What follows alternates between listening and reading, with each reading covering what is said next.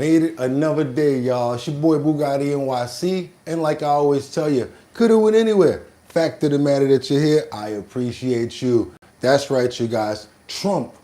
Will Trump have to refund the tariff money? What do you guys think? Let me know. But you know what I gotta do? I gotta get this camera straight for Wednesday morning.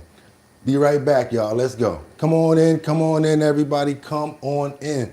Let's get it. Let's get it going. It's your boy Bugatti NYC. It's time. Let's go. Get this camera straight so everybody can see, no matter what kind of device you're on. There we go. Boop, boopy, doop, doop. Boop, boopy, doop, doop. Wait a minute. Come on now. Nah, you serious? That fast? Nah, not so fast. Okay, I think, nope, almost. Almost. You know we got to get you right up in there, baddie. I know. Lift it up. Get it up there, Gotti. Get it up there. Get it up top, boy. Let's see. Think that's going to probably be, that's it right there. Doing pretty good on that one. Could I be greedy and try to get just that little touch right there? A little bit. Okay, I think I'm good. Think I'm gonna run with that this morning. How everybody doing? Thank you so much. Audio is good. I appreciate you guys. Whew. Having a rough week right now, but you know what? I gotta pull through. And the good thing about it is there's so much moving parts with this show. I have no choice but to stay on point. You know what I mean? Hope everybody had a fantastic evening. We still dealing with a backlog of a whole bunch of snow out here in New York. So you know what? It's still cold out here. We got mountains of snow, but you know what? We still got to keep it moving because we have obligations. Let me see what time we got over here. Okay, we got some time. Check my audio.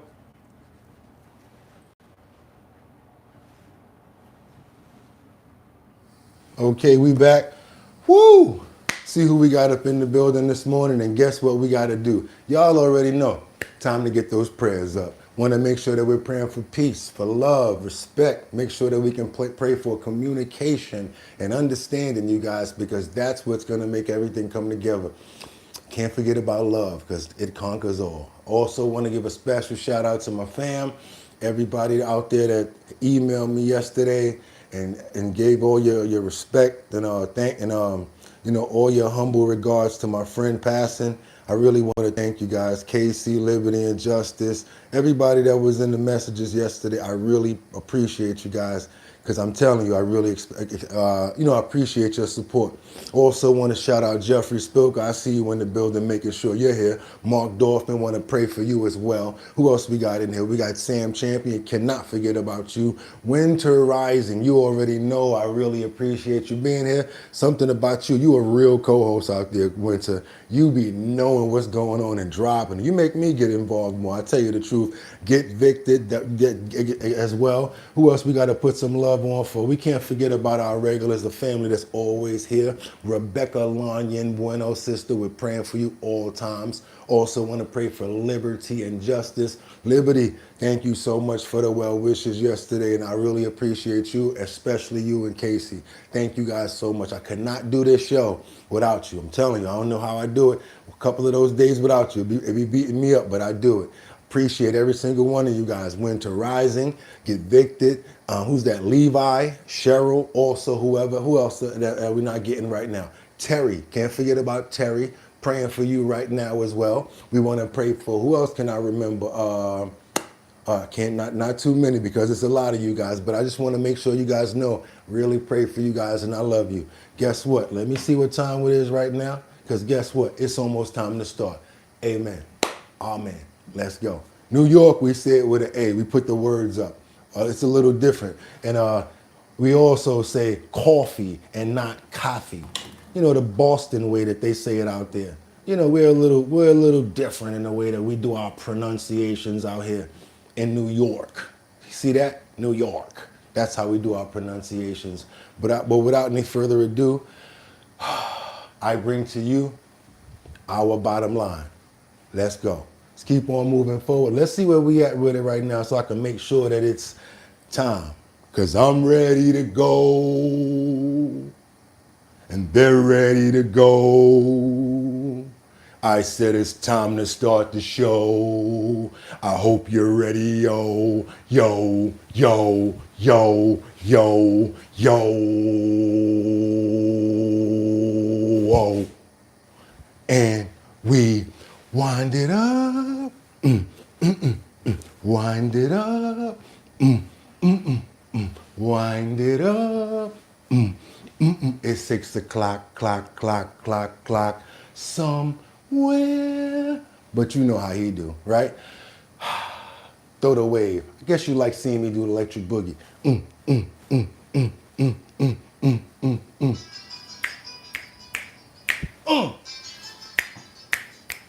Okay.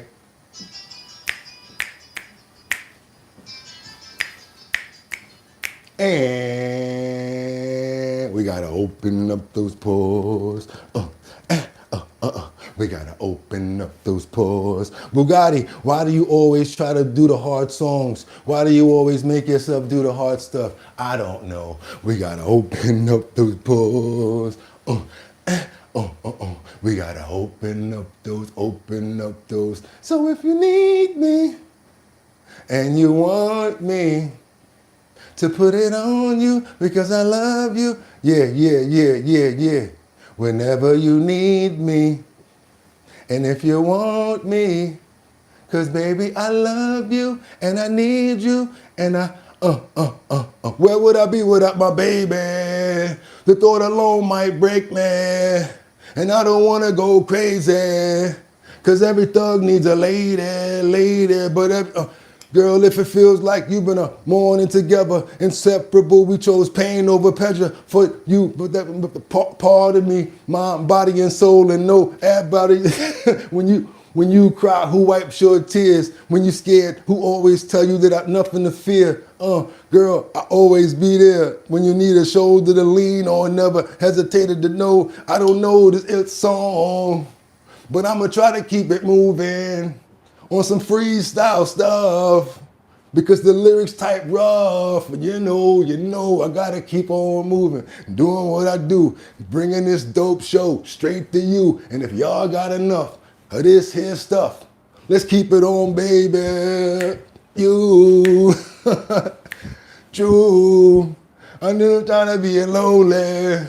Cause every thug needs a, yeah, that's right, y'all. I did my best, and that's how we do it. We're gonna keep it moving right now, cause guess what? I could try again tomorrow. You know why? Cause if, pump that beat. It's the 25th, that's right, y'all, 2025, six. I'm your host, Boogotti NYC, and this here's our bottom line, where we be talking about this and that, and chat, and this, and that, and we be talking about this and that, and chat, and this, and that. Still got me lit. Wrong words, even so I said the date wrong. You know what? Still get another chance to come on back and fight them again. That's all we ask for. And the fact of the matter that you guys came here to see me make a complete fool of myself, I appreciate you. Welcome to Our Bottom Line. It's your boy Boogotti NYC, and like I always tell you, you couldn't win anywhere. But the fact of the matter that you came here to chill with me this morning, I appreciate you guys. I really do. Yeah, I'm going through a little bit right now. I lost my best friend the other day. And, I had the wrong stuff up in the titles and saying the wrong stuff or whatever like that. But I'm going to tell you, that's why I tell you guys, sometimes I might need you. I might make a mistake. And it's that one day. You guys had it at work. You had it at play. You probably had it at home, where you just completely sabotaged the entire day. But because people love you and they understand you, they there for you. And they know that that's not your normal move. So you know what? I'm going to just put it like that. And that's when you really need people to show up for you. So I appreciate you guys. I definitely do. Let's keep on moving forward, because Trump Will Trump have to refund all of that tariff money? It's time to get into it. This is the reason why we do this, and I'm not gonna play around. So if I lost somebody, I'm gonna let you know. I'm gonna throw that on my back, and I'm gonna tell you guys that's the reason even more why I wear suits, because I'm so appreciative to be here. Don't ask me questions like that. We got people all around us and situations happening. The reason I wear these suits is because the Lord gives me another day to, and I'm gonna keep on rocking them. So let's keep on moving forward, you guys, because you know what I'm about to say right now. I got 5 on it. I'm gonna stack 5 videos at a time. What I need you guys to do is stay on topic, stay on point. Do me a favor, let me know where you're chiming in from also, and let me know what time it is where you guys are. Also, I think I just felt a really good flutter in my stomach because I said to myself, ooh, we got a crazy good nutrition area this morning. And I know they love that segment. I can't even lie. I had to break in right there and say that. Something just came over me. And I hope you guys are going to stay around to that segment because we're about to get busy today. Not only that, you already know what I'm going to say, trending topics, current events, and much, much more. The #1 chat and friends and family and co-hosts in YouTube history. You guys right there should really give yourselves a round of applause. Sam Champion, thank you so much. We love you. Thank you so much. I love you too. I love you so much that I need to get to work and really put it down in there and make sure I'm delivering this info the way I got to. So without any further ado, let's get into these titles. Let's go, you guys. What do we have here? We have Trump. Yes. Will Trump have to refund all of that dough? Thank you so much, Jordan Dowdy. I appreciate you too. He said, I got 5 on it too. Appreciate you that, because 5 is real strong. That's strong right there, especially that 5 right there. Boom, stay in your place. You know what I'm talking about, y'all. Let's get on it. Let's keep on moving. What else do we have here? U.S. orders massive deployment of troops to Middle East amongst the tensions that are going on. We're not going to go ahead and put all of our ships out there and then deploy people for absolutely no reason. I'm going to tell you guys right off the muscle, I think it's time. We need to just go ahead and boom, boom, boom. The only problem is if we do, there's a chance that it's going to last longer than we really needed to. And I'm praying that there's not so many casualties. That's the sad part about it. If we can do this without that, I really would love it. That's what I'm going for. But sometimes you have to meet it with what's necessary, because they cannot have those nuclears. I'm telling you, they'll be sending them over here. Excuse me. Let's keep on moving forward, because last but not least, we got Kash Patel, who parties with the Team USA after saying he was flying to Milan on business. Okay, you guys, so I'm tossing those beers back and everything like that. I want to know what you guys think about that. I know we're going to have a mixed array of discussion on that and what you guys have to think. That's why we're here. That's why we call it Our Bottom Line. So guess what? Get your coffee, get your water, coffee, your water, or whatever you guys have, your tea. Light one up and send it up. Do whatever you want to do, because guess what? It's time. It's Our Bottom Line. Let's go. Let's do what we got to do right now. Let me cue everything up right now. What we got going on over here right in the beginning. Yes, I saw it. You saw it. Yes, the State of the Union yesterday. President Trump delivered a banger. Yeah, it was a lot of action-filled moments, and he said a lot. Then we also had some situations in the beginning that I'd like to go over. Want to know what you guys have to say about it if you saw it. Please let me know in the comments. I'm all over this, even on the first video. Whatever you guys got to say, let's go. We got some, and guess what? We got a banger for today. I'm talking about, thank you so much. This one here, if you leave, you're going to want to record it or come back. This one is crazy. Let's go.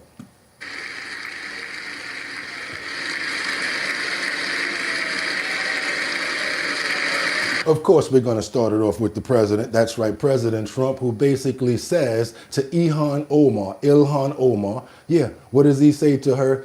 He says at the State of the Union, he speaks about the America as well as we're right now, we're rescinding everything. And he said that she should be ashamed as boos fill the room as she tries to say, talk back to him.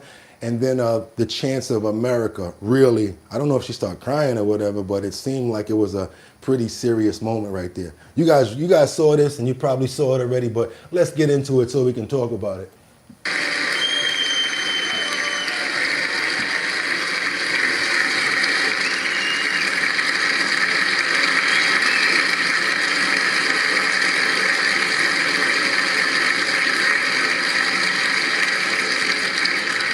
Isn't that a shame? You should be ashamed of yourself not standing up.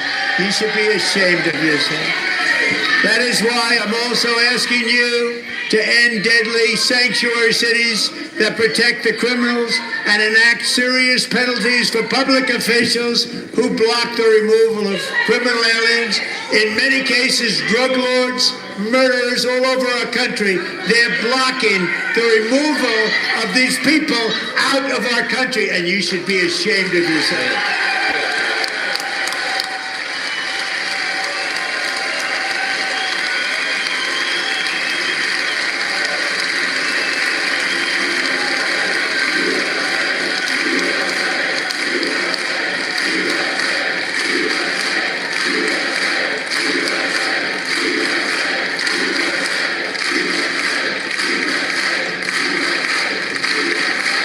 And perhaps most importantly, I'm asking you to approve the Save America Act.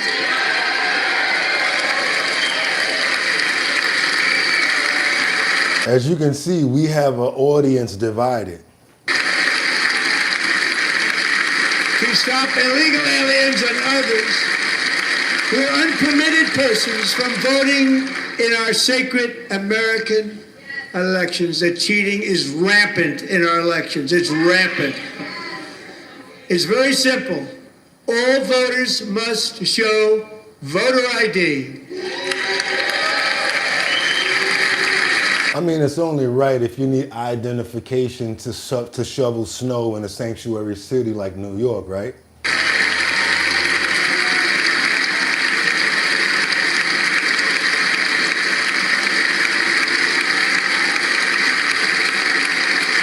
All voters must show proof of citizenship in order to vote.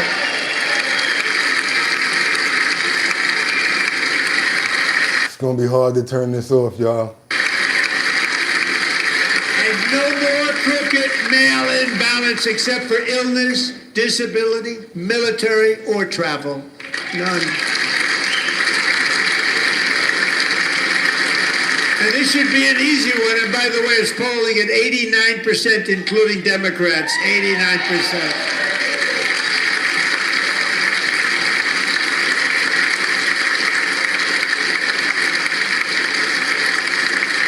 And even the new communist mayor of New York City, I think he's a nice guy, actually.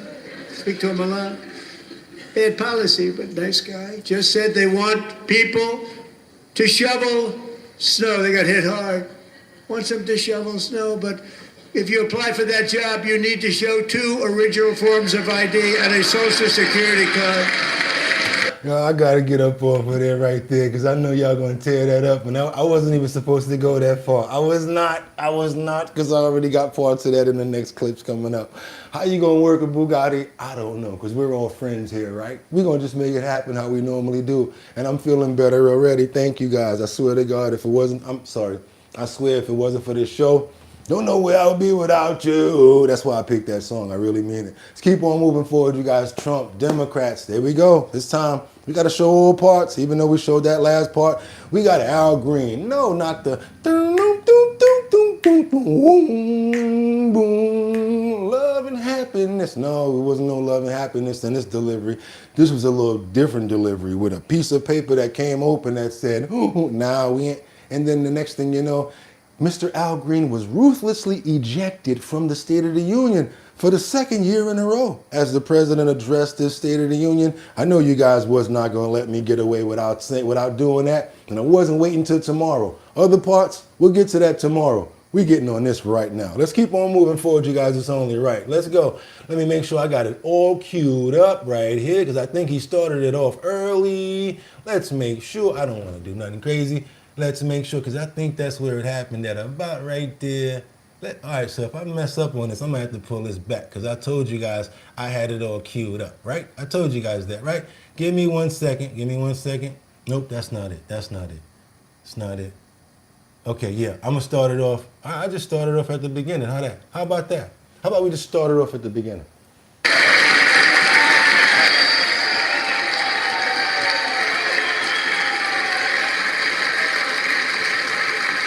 And we will never go As you can see, they're trying to take the sign away from him. back to where we were just a very short time ago. We're not going back. Today, our border is secure.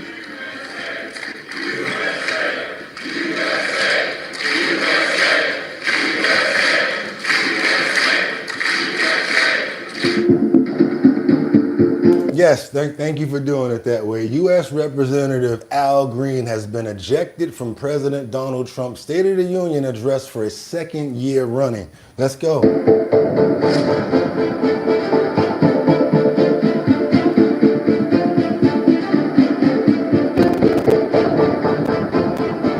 Green held up a "Black People Aren't" sign and seemingly referring to the video Trump shared on Truth Social depicting Barack and Michelle Obama as yeah.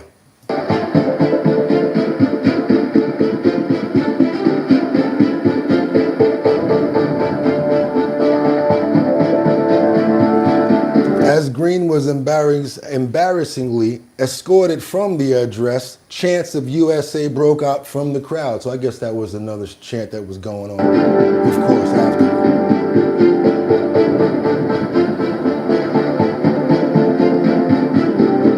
So now Green was ejected from the presidential Trump's address for the nation's last year shortly after he won re-election. You remember that one, right?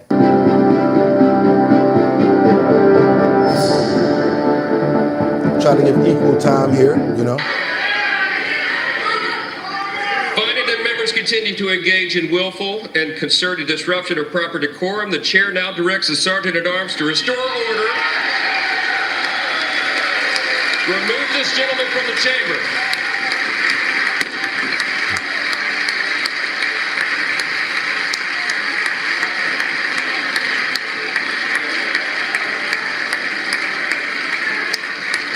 Y'all wasn't gonna let me get past this, I know.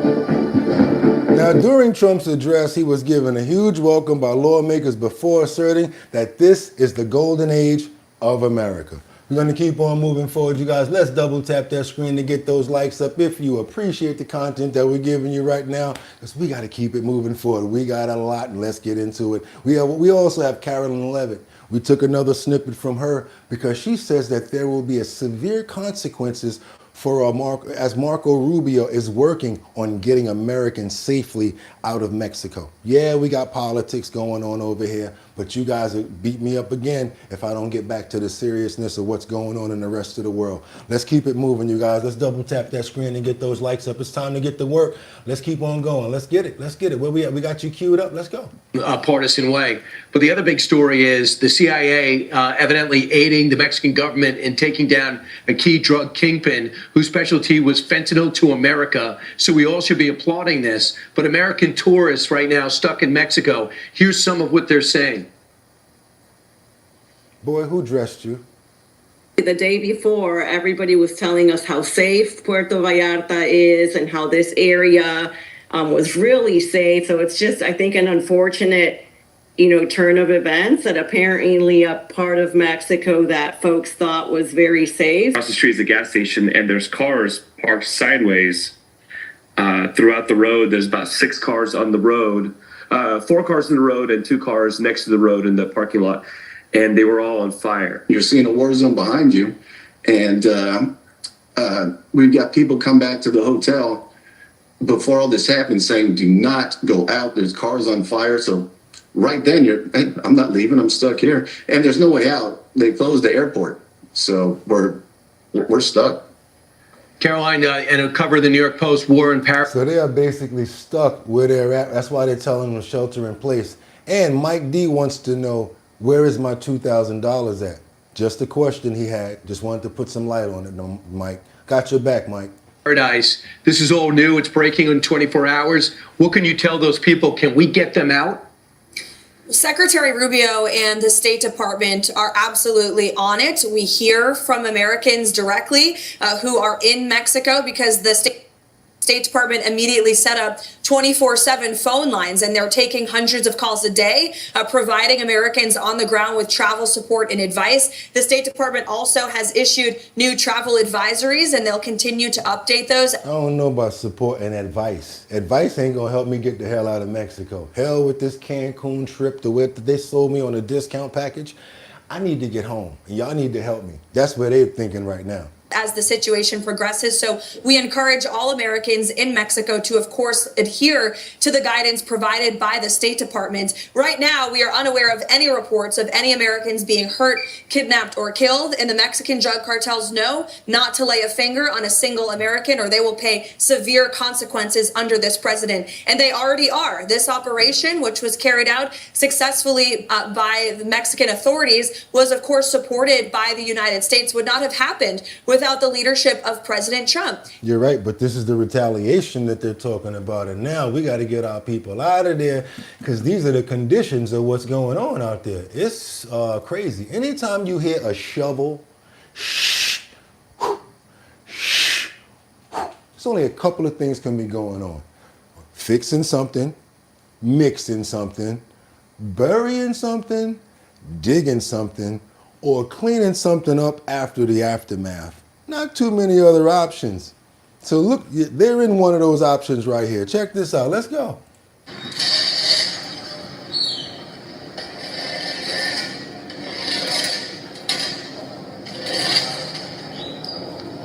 Scorched buildings, neighborhoods messed up, hotels done took over banks and buildings, people scared the dills enough to walk around.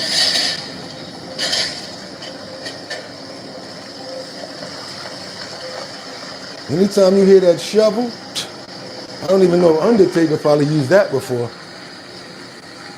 I don't like that sound at all, unless you're building a building and mixing something.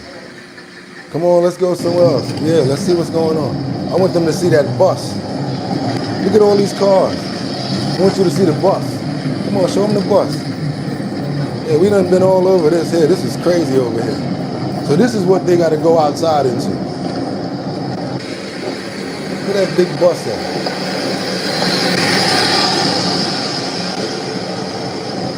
I guess they're patrolling the hotels to try to let them be safe. This is on the ground right here. And I wouldn't want to be caught up in none of this crap.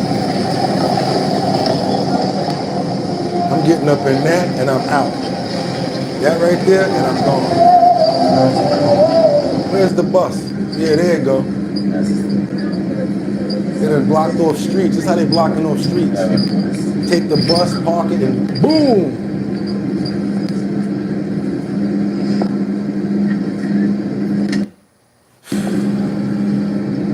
Yeah, I could keep on going on when it come down to that clip. It's crazy. Do me a favor if y'all appreciate the content and the research that we do over here, even though we're going through a lot. Don't even worry about it. Let's double tap that screen and get those likes up. I really would appreciate it, you guys. Get some more people over here. We can educate them on what's going on. It's not just about getting the like numbers as well, even though if we get over 500, I will definitely send those out. You know, three of these today, you guys. 3 each if we get over 500 likes. You guys, all you got to do is go into the email, bridgethisllc@gmail.com, and I will send you your decals. Every time I promise you, and I'm going to promise you another thing, I will send you your decals and your keychains. I promise you, for real. I'll go look at them, get those addresses, put them in the envelope, and I send them out every time. So if you want your keychain or your decal, we're going to do 3 and 3 today if we get over 500 likes. Now let's do something with incentives. And then after that, I need you to send me your address, because I can't just magically send it to you, you know? Do me a favor, y'all. Let's get those likes up and keep on moving forward, because we got a lot more to get into in the United States now as they launch a massive deployment to the Middle East. I told you, there's no way we're going to send all of those people over there and not do nothing. Something's about to happen. I think we have no choice, sadly. Let's keep on moving forward, you guys. Double tap that screen to get the likes up. Where we at right now? Yeah, deployment. Let's go. The United States has launched one of its biggest deployments in the Middle East in decades, and that's amid these tensions with Iran over its nuclear program. Now, This includes a naval armada of some 16 ships, including 2 aircraft carriers, the Abraham Lincoln in the Arabian Sea and the Gerald R. Ford, which is in the Mediterranean heading east. Now, that it combined has a lot of attack aircraft, including F-35s and FA-18s. I'm not going to be wasting all this gas and sending all them people over there for nothing.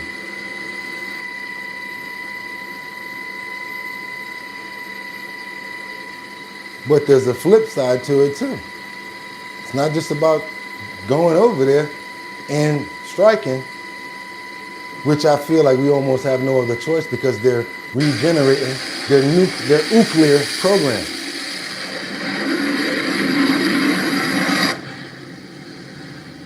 They're putting them in position. They shut them off, throw them in neutral, and they let the tugboats put them all in position when they lining up. Ah, how did you know that, Bugatti? It's common sense. Let's keep on moving forward because now 100% incorrect. Trump slams Iran with the oil report. I can't say that top word in that sentence. Yeah, top general who says that if we do strike, it could be a long drawn out situation. I'm not too much for it when I hear about things like this, but it's hard when you can't negotiate with someone. President Trump is trying to figure out his next steps with Iran, but a new report suggests some members of his own team are worried about sparking a full-out war in the region. Stephanie Bennett joins us live now from London with the latest. Stephanie. Good morning. Yeah, President Donald Trump's top general is highlighting the potential risks with striking Iran. Now, Joint Chiefs Chairman General Dan Kane has warned it could lead to the possibility of a prolonged conflict in the region. It comes after the president said last week that if no deal is reached over Iran's nuclear program within the next 10 days, he could take military action. Now, according to that Axios report. Which carrier? Because all of them joints is crazy. Somebody said cool aircraft carrier. Yeah, a lot of them are, right? You see the way those airships go over there? Them flights, they be out. The way that they fly off of there, crazy. But you know, there have been a couple of them that said bloop, bloop, and went right in the water. And they can't do nothing with it once it's in that water, right? A couple last year, if you guys remember. They wrote, quote, while Kane was all in on the Venezuela operation, he has been more cautious in the discussions around Iran, 2 sources said. While Kane sees the stakes of a major operation in Iran as higher with a greater risk for entanglement and American casualties. President Trump hit back on Truth Social, writing, quote, the story does not attribute this vast wealth of knowledge to anyone and is 100% incorrect. General Kane, like all of us, would like not to see war, but if a decision is made on ongoing against Iran at a military level, it is his opinion that it will be something easily won. President Trump went on to say he'd prefer to make a deal, but if they don't, it will be a very bad day for Iran. I'm telling you, you got too much stuff around you right now, Iran. I don't care. Y'all gonna try to send something out. That thing gonna be hit out the air like a tic-tac. And then the stuff that's gonna be coming in, it's gonna be tragic. And then once we start making land and starting to come in and strike with all the special ops and all of that, man, yeah, I don't think you want it. I really don't think, like somebody said in the comments, I don't think they want it. Let's keep on moving forward because now I got a little more deeper in-depth situation that people might say, hey, yeah, Bugatti, but what about the people that's trapped over there? Yeah, let's talk about them a little bit more, you guys. I know how you feel about this. We got a judge who's being accused of stranding ICE agents overseas in dangerous conditions. Let's keep on moving forward, you guys. Y'all appreciate the content. I really would appreciate if you can double tap that screen and get those likes up. Cue it up to here. President Jackson, who said, well, you know, the courts, you've issued your opinion, now go enforce it. I think we ought to be sending this federal judge from Massachusetts straight over to Djibouti and say, look, you deal with these violent criminals. You deal with the heat. You deal with the missiles that are flying in and dealing with what's going on with the Houthis. We are putting our ICE agents in danger to go deal with these violent criminals who the previous administration doesn't really care to make sure that we're, you know, keeping out of the streets and keeping out of our country. And now you've got a liberal judge, a radical judge, who's endangering them by trying to insert himself into the middle of what is clearly an executive function to say we've got these dangerous people and they need to be sent home and that or sent wherever, sent out of our country. And so I want these judges to have to step up. They issue their orders. They sit behind their desk with a pen. Like, make this judge have to go over to Djibouti and go check out what he's forcing these ICE agents to do so that he can go feel good about himself at cocktail parties in frickin' Boston.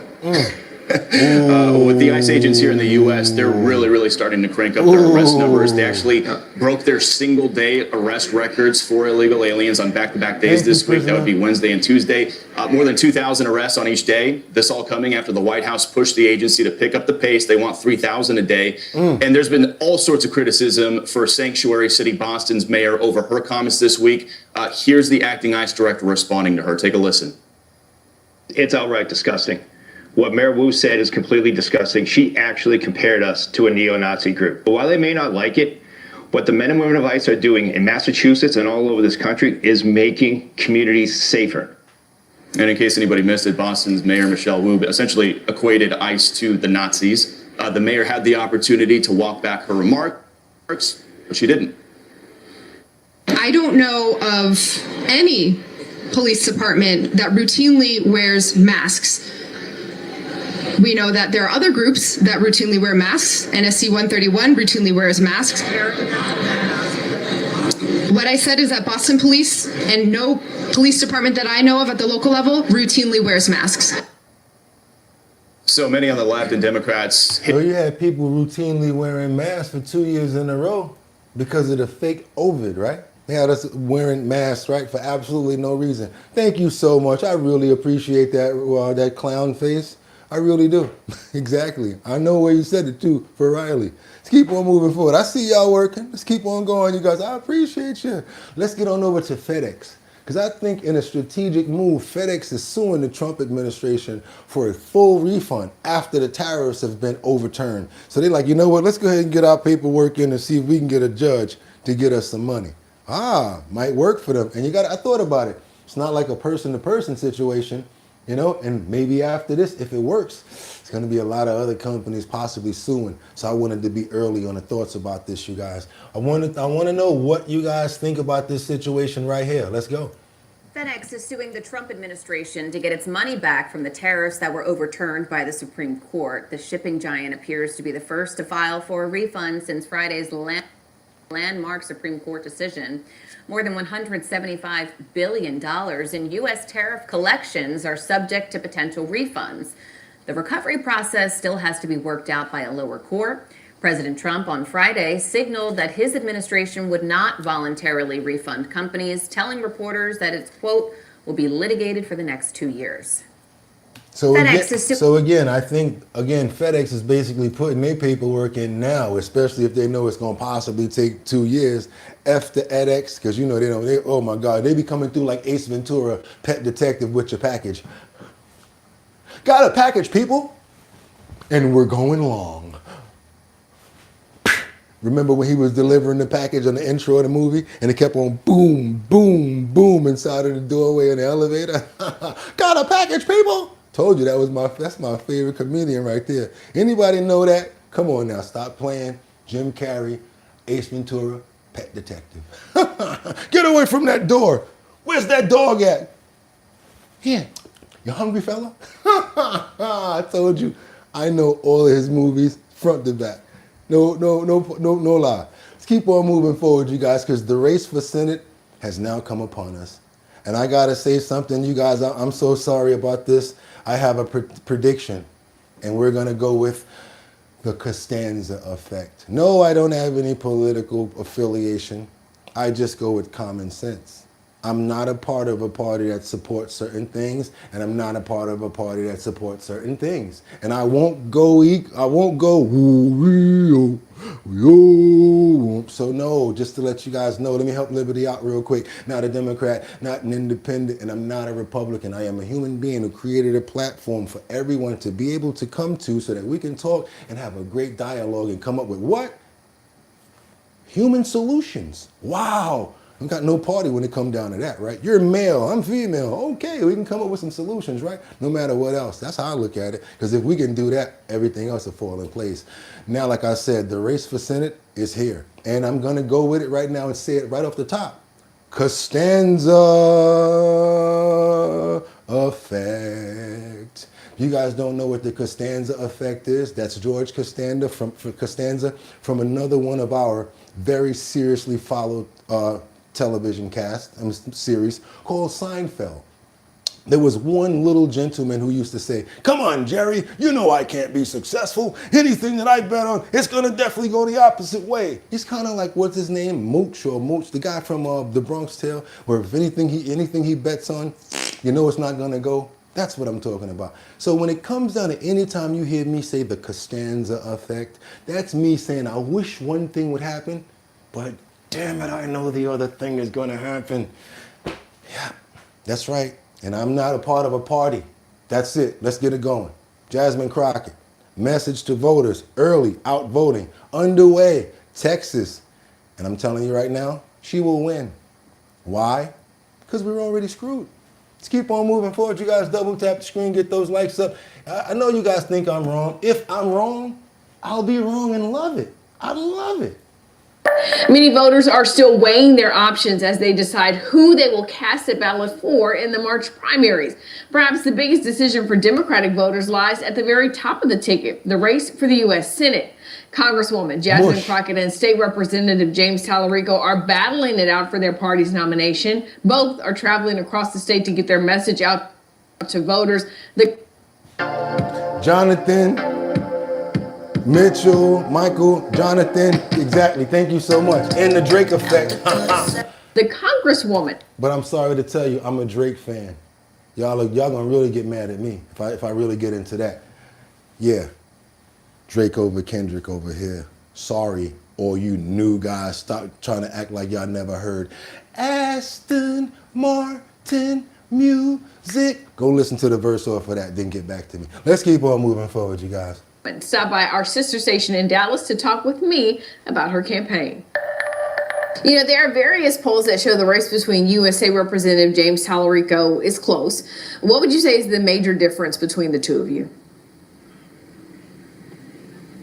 You know, right now you have the choice between someone who is untested and frankly does not have the experience that we need in this moment on this level. I am the only one that currently serves on the federal level.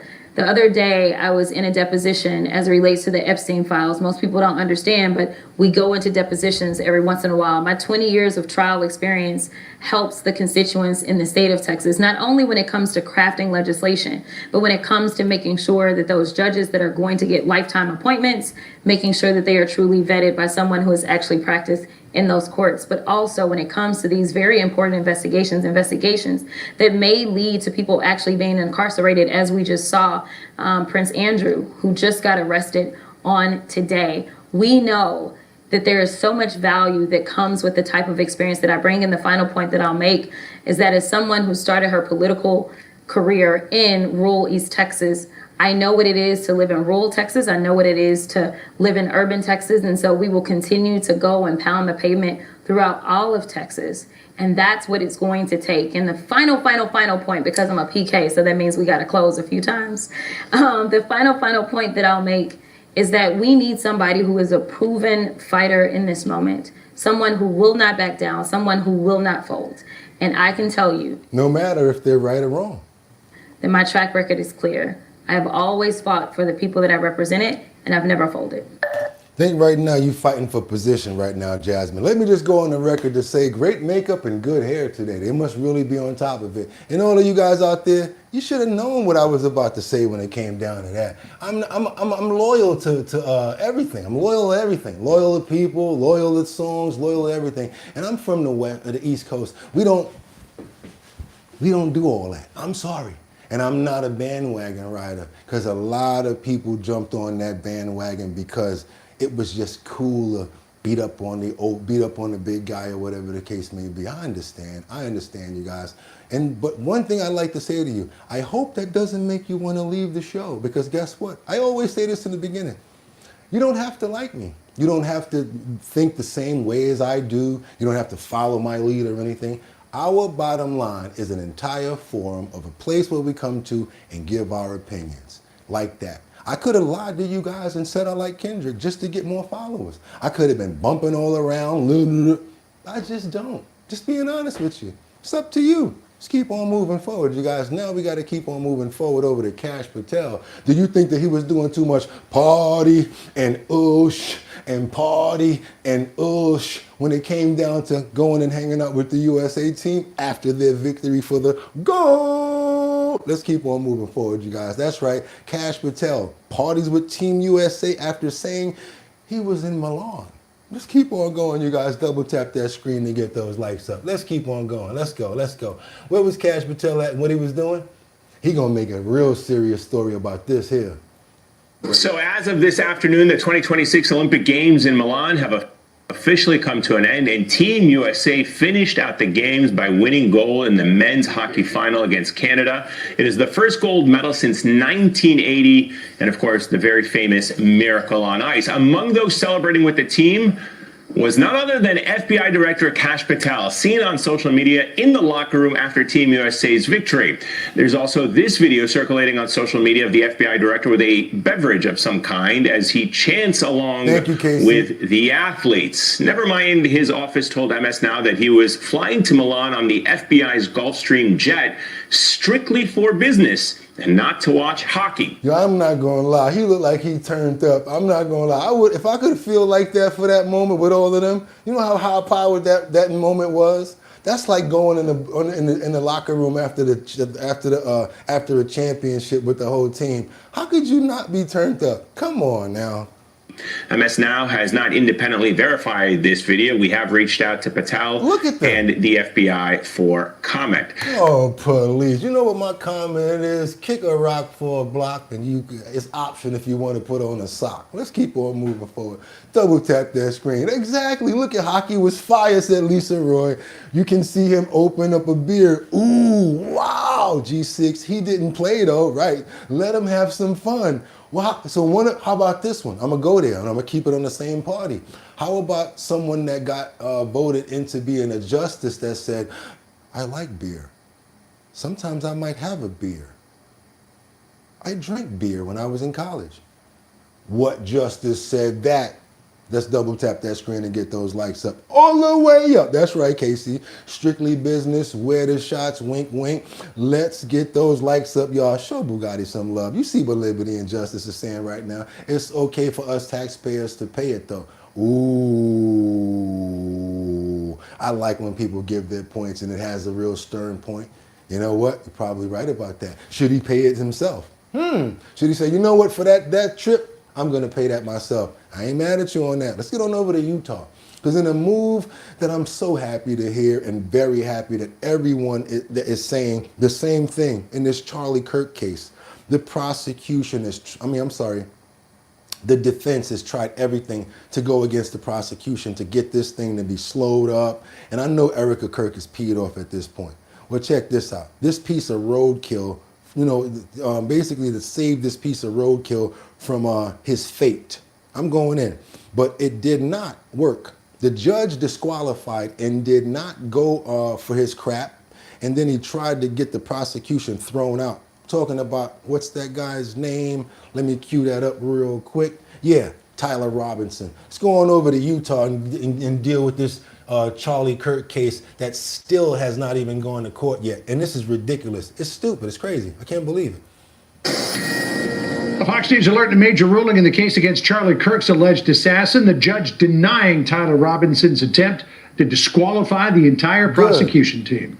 Because of the man sitting next to the man that was sitting next to the man. Man, get out of here with all of that crap. Because the defendant has not established a factual basis for a finding of conflict of interest or an objective appearance of impropriety rising to a constitutional concern, his motion is respectfully denied. Denied. And with that, hello, I'm John Roberts in Washington, and welcome to a Tuesday afternoon State of the Union. Big decision by the judge there, but a lot of people believe that the motion itself was absolutely preposterous. And we will continue the breaking news on that as we begin America Reports. Good to be with you, John. Yeah, so they threw that out, and hopefully we're going to get this case to move forward now, because Erica's asked, can we go ahead and get this case moving so far?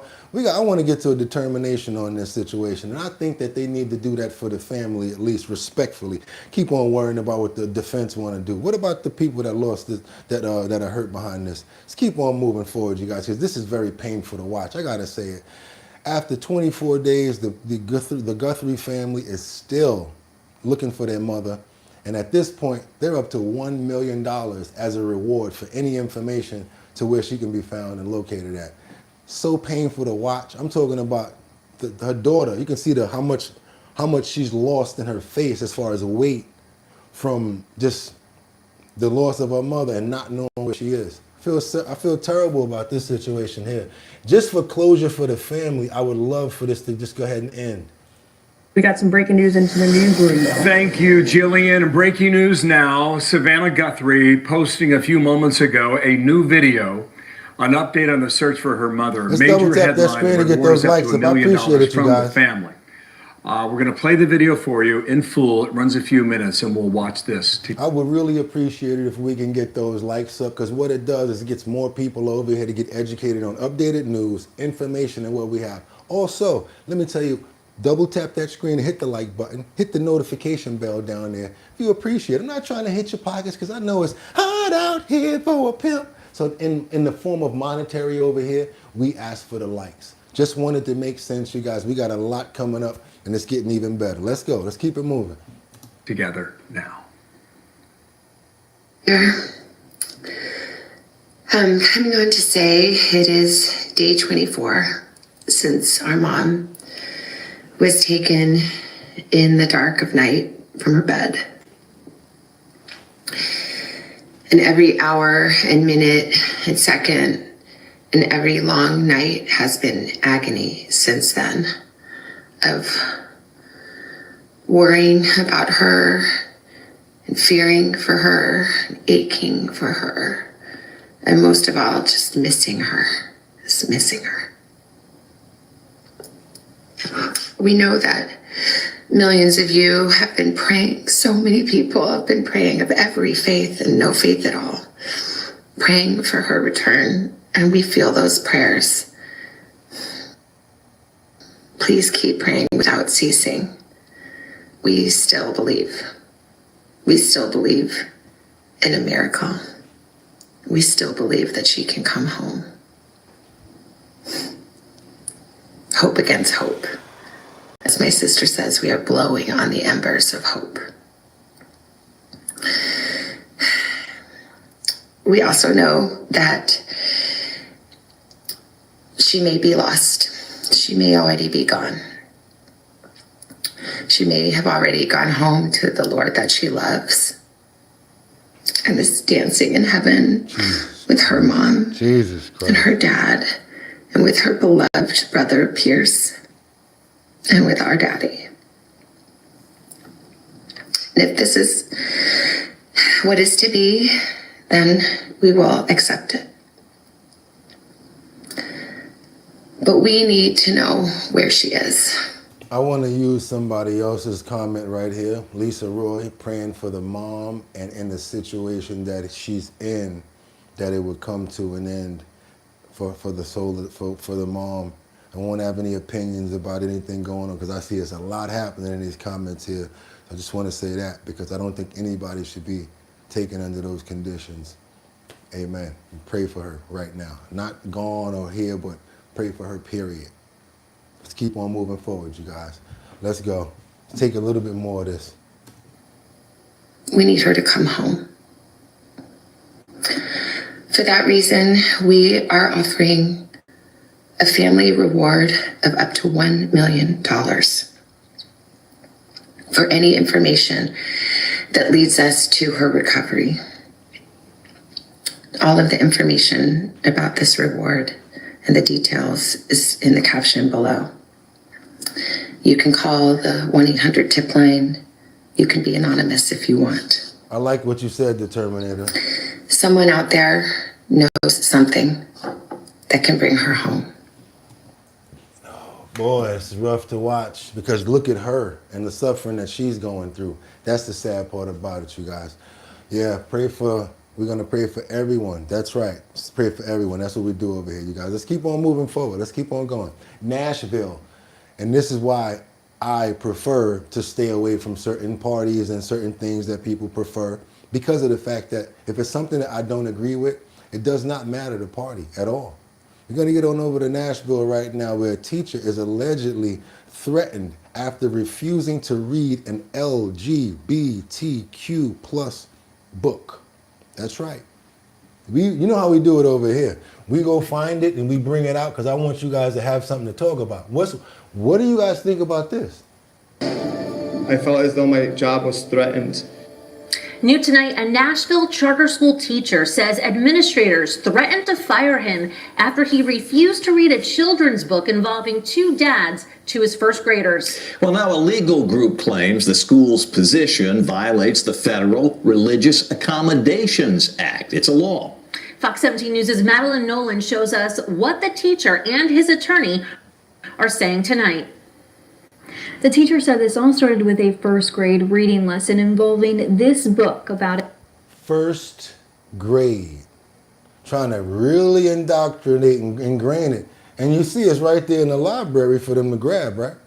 A child and her two dads. Now, his attorneys say the school should have accommodated to his religious beliefs. The school has not yet responded publicly. Gringo. A first grade classroom lesson now at the center of a legal dispute. The book, Stella Brings the Family, features a child with two fathers. I refused to read a book that had two fathers on the cover. Why can't you read a book about like a family or something like that where they're building up and then teach them how to stay together and be strong and love each other and try to be wholesome and really just be good-hearted and be good for other people and stuff like that. That has nothing to do with any particular agenda. Why can't we do that? That's my only question. If anybody got the answer to that, I swear to you, I'm all over in the comments and I want to read it. I want to know what the answer to that is. And one daughter.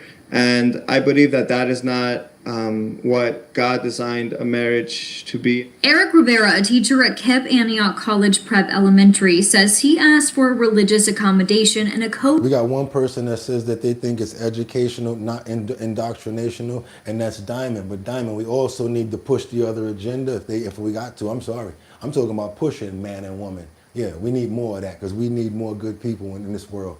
Yeah, period. Let's keep on going. Yeah. Co-teacher taught the lessons instead, but he says the next day he was called into the principal's office. The final warning said that I have to teach the lesson plan with fidelity, and if I didn't, I would be terminated. Rivera says he had no prior discipline and was later reassigned to different positions but remains employed at the school. His attorney says federal law requires religious accommodations in the workplace. Primarily, we're concerned with Title VII, which gives everyone the right to a religious accommodation for their religious beliefs. The legal group sent a demand letter February 17th requesting action from the school. They also raised questions about whether parents were notified about lesson content under a Tennessee state law. Somebody said, what happened to the books about bears and bunnies? Somebody else said that the principal needs to visit Jeffrey Spilker. That's another thing we wanted to know. So I reached out to KEP Antioch College Prep Elementary, KEP Nashville Public Schools. None responded before the deadline. There's plenty of other children's books that can be read. This obviously an agenda says Mr. Two Times. The Tennessee Public Charter Schools Commission tells me charter schools must follow state academic standards, but staff discipline is handled by the school. His attorneys say that the school has 10 days to respond to that letter. Of course, we're going to let you know when or if they respond. This is ridiculous. I just can't get with it. I don't understand. And then they be quiet about it when you ask them a question. Why is that okay? We're looking all around and coming up with all types of stupid questions. Come on, man, don't do that to the kids. That's the problem that I have. That's why I can't rock with y'all. Sorry. Can't rock with anything that rocks like that. Or the broken-wristed clique. Can't do it. See this right here? Arnold Schwarzenegger. That's right. Stallone Cobra. Can't forget about Action Jackson. Mr. T. That's right. People like that. The construction guy. Trojan Man. People like that is who we rock with. That's right, you guys.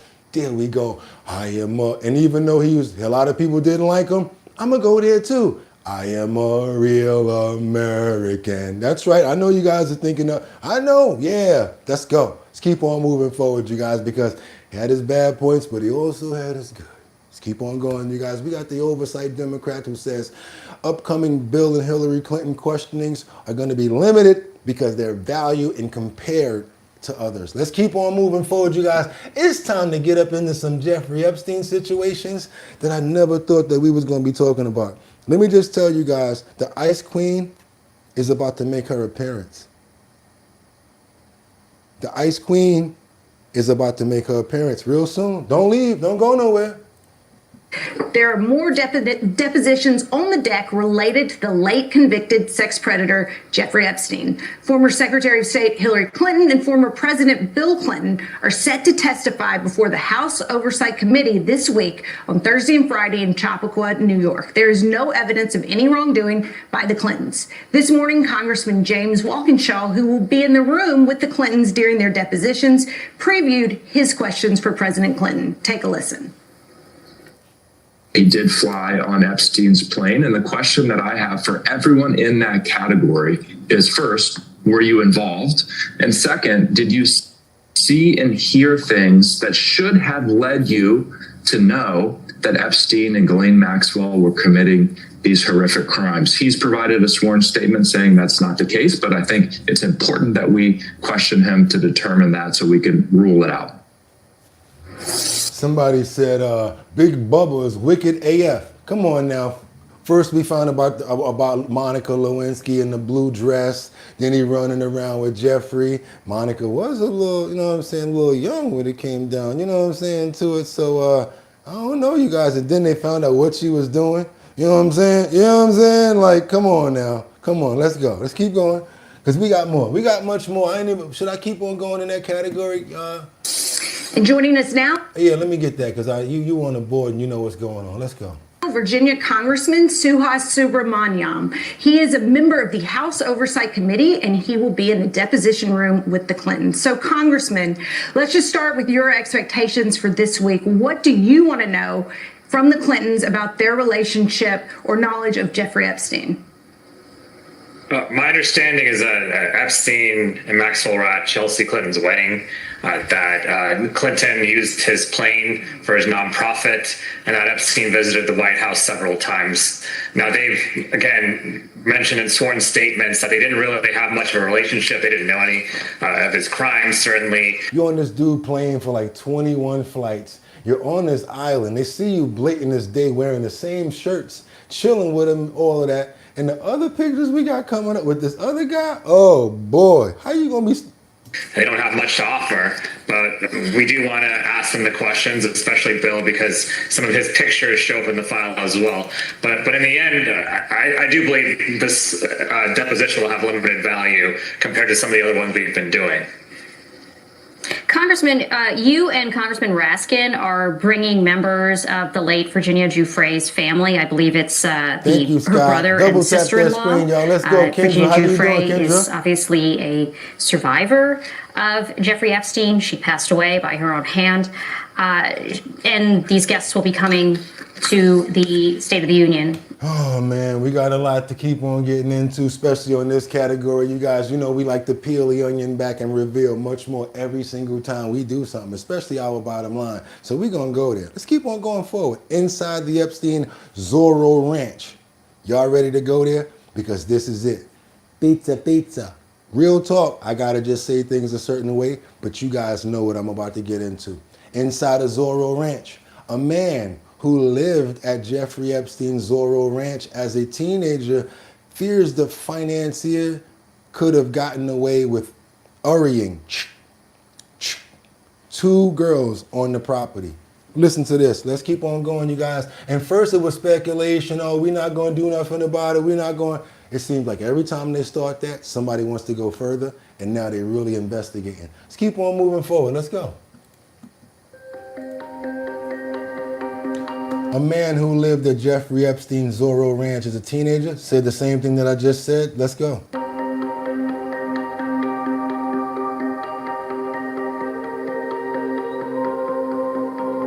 It comes following the release of disturbing emails and the recent document dumps.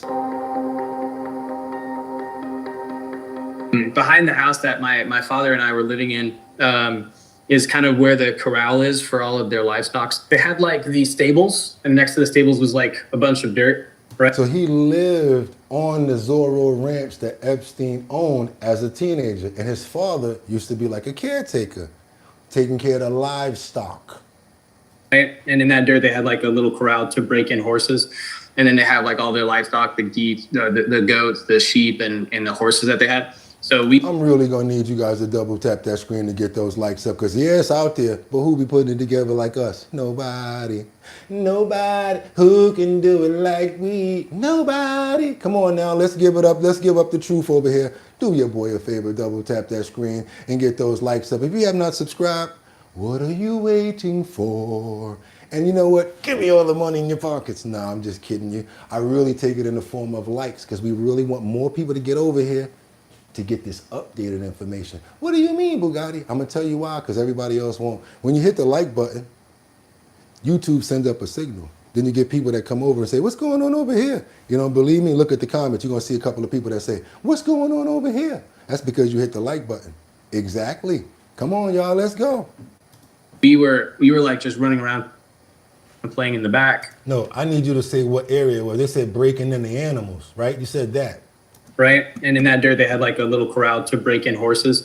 And then they have like all their livestock, the geese, the goats, the sheep, and the horses that they had. So we were like just running around playing in the back, and we were on like the back side of that dirt area. And then he just kind of walked up, and my friend and I, there's like these concrete slabs that we'd find around the ranch because we like skateboarding. And so we'd skateboard on these concrete slabs. And we were actually walking on our way to one, and we just bumped into him randomly. It was like super short conversation. He just kind of asked who I was. I told him that I was, the son of my dad. And it was just like a super short, and I had no idea who he was at the time. I was like, oh, okay, cool. And then I went and told my dad, and he's like, yeah, that's Epstein. I'm like, oh, okay. I said, I can barely remember the conversation because it was so short. It's just kind of like a, hey, how are you? Like, who are you? Right? Like just trying to figure out who I was in relation to who was on the ranch. And then, it was just such a short conversation. I was just kind of like, who is this guy? And he just like left. It was literally just that interaction. We just walked away, and then kept going on about our business of just playing on the ranch. And, but like all things considered, his disposition was pretty cold. I didn't feel like, it wasn't like a happy dude talking to me. And it's kind of funny. I actually ended up having a conversation with my dad about this interaction and kind of what was going on.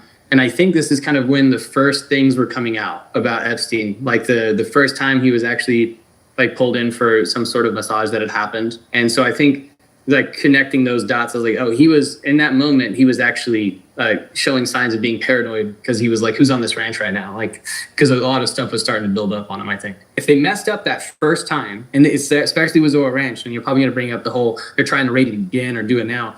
But if they messed up the first time, it's over. Like they know what they're doing now. So anything that they missed that first time, it's not going to be there. So the fact that they messed up that first time, it just tainted the whole investigation. And obviously Ghislaine Maxwell's enjoying her vacation and whatever cell that she ended up being put in. We can go into that too. But especially with like Zorro Ranch, everything blows up. They get raided. What do you think is going to happen to Zorro Ranch? Do you think they're going to just be ready? Like, of course, obviously. And so the fact that they didn't do anything soon enough, that's the problem. If like I bought the place, it's being revamped. Like everything is going to be touched. I'm not keeping what was there before. Everything is going to be especially if you got the money. Everything is going to be repainted. It's going to be refurnished. Everything in there is going to be sold. I'm going to replace it with new stuff. And I believe they even changed like the whole theme of like the main area. They changed. Okay, because I know you guys are going to want to see the rest of this. This is inside Epstein Zorro Ranch, and amid fears, girls were, I can't say the word, K-I, LL. And Bilsnery there. That's right. That's the Sun. You guys want to see the rest of this? That's called the Sun. That's the channel. And this is one of the children of the caretakers for the land. Let's keep on moving forward, you guys, because like I said, we got a lot to get into. And if he's claiming that there was stuff around there, there's a possibility that there is. But the sad part is he's right. Because if I would have taken over the land and probably had the money to do it, I might be, doing other stuff. But that doesn't mean that they still didn't find what was probably there. Still probably need to keep on doing it. The ranch is pretty isolated. Wow, that's crazy. That's a good Epstein. That's okay. Let's keep on moving forward. What else we got here is unseen Epstein files having a global effect on who? That's right, you guys. We got to go across pond to see Lord Mandelson and the people that are dealing with the situations over there that keep getting locked up. And 2 of them got locked up so far. So far, it's been Andrew and Lord Peter Mandelson. This is very important right here, guys. Check this out. Our world. Prime Minister Anthony Albanese today boasted he was the first Commonwealth leader to write to Britain's Prime Minister saying he'd like the former Prince Andrew to be removed from the line of succession to the Crown. If the families of nephews Prince William and Harry, they're wiped out. And so those are the numbers right there, you guys. He is 8th in line to be king. After King Charles III, right now we have Prince William, we have Prince George. I think George gonna have a really pretty long reign now. I don't think Andrew gonna be able to do all that, so we ain't got that much to worry about if it gets to that, because they're talking about stuff now that has to do with the royal folk all together. Let's keep on moving forward. After that, we have Princess Charlotte. Then we have Prince. Who's that? Prince. I don't want to say your name. Oh, that's Louis. I'm sorry. Then we've got Prince Harry, Prince Arch. Okay, that's shit. Archie. Then we got Princess, whatever your name's on. What the hell does that say?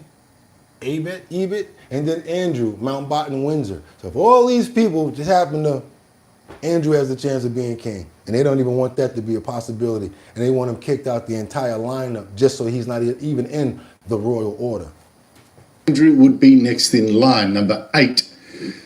But Andrew's not the only casualty of the Epstein files. Britain's former ambassador to the US, Lord Peter Mandelson, an Epstein crony pictured in the file. Really need you guys to pay attention to this photo right here, because think about this. That's the Epstein files. That's a photo. You got somebody over there. It doesn't really matter the age of the person in the photo, even though it's been redacted with the square over it. But you got your boy over there in his unmentionables. And yeah, and you're supposed to be Lord Peter Mandelson. What are you doing over there with your drawers on, buddy? Okay, let's keep on going. Files in his underwear has now been arrested on the same grounds, suspicion of misconduct in public office. Underwear led to locked up, and now I don't know if you're getting out when they come to get you after they get that new information. Let's go. For feeding Epstein confidential information.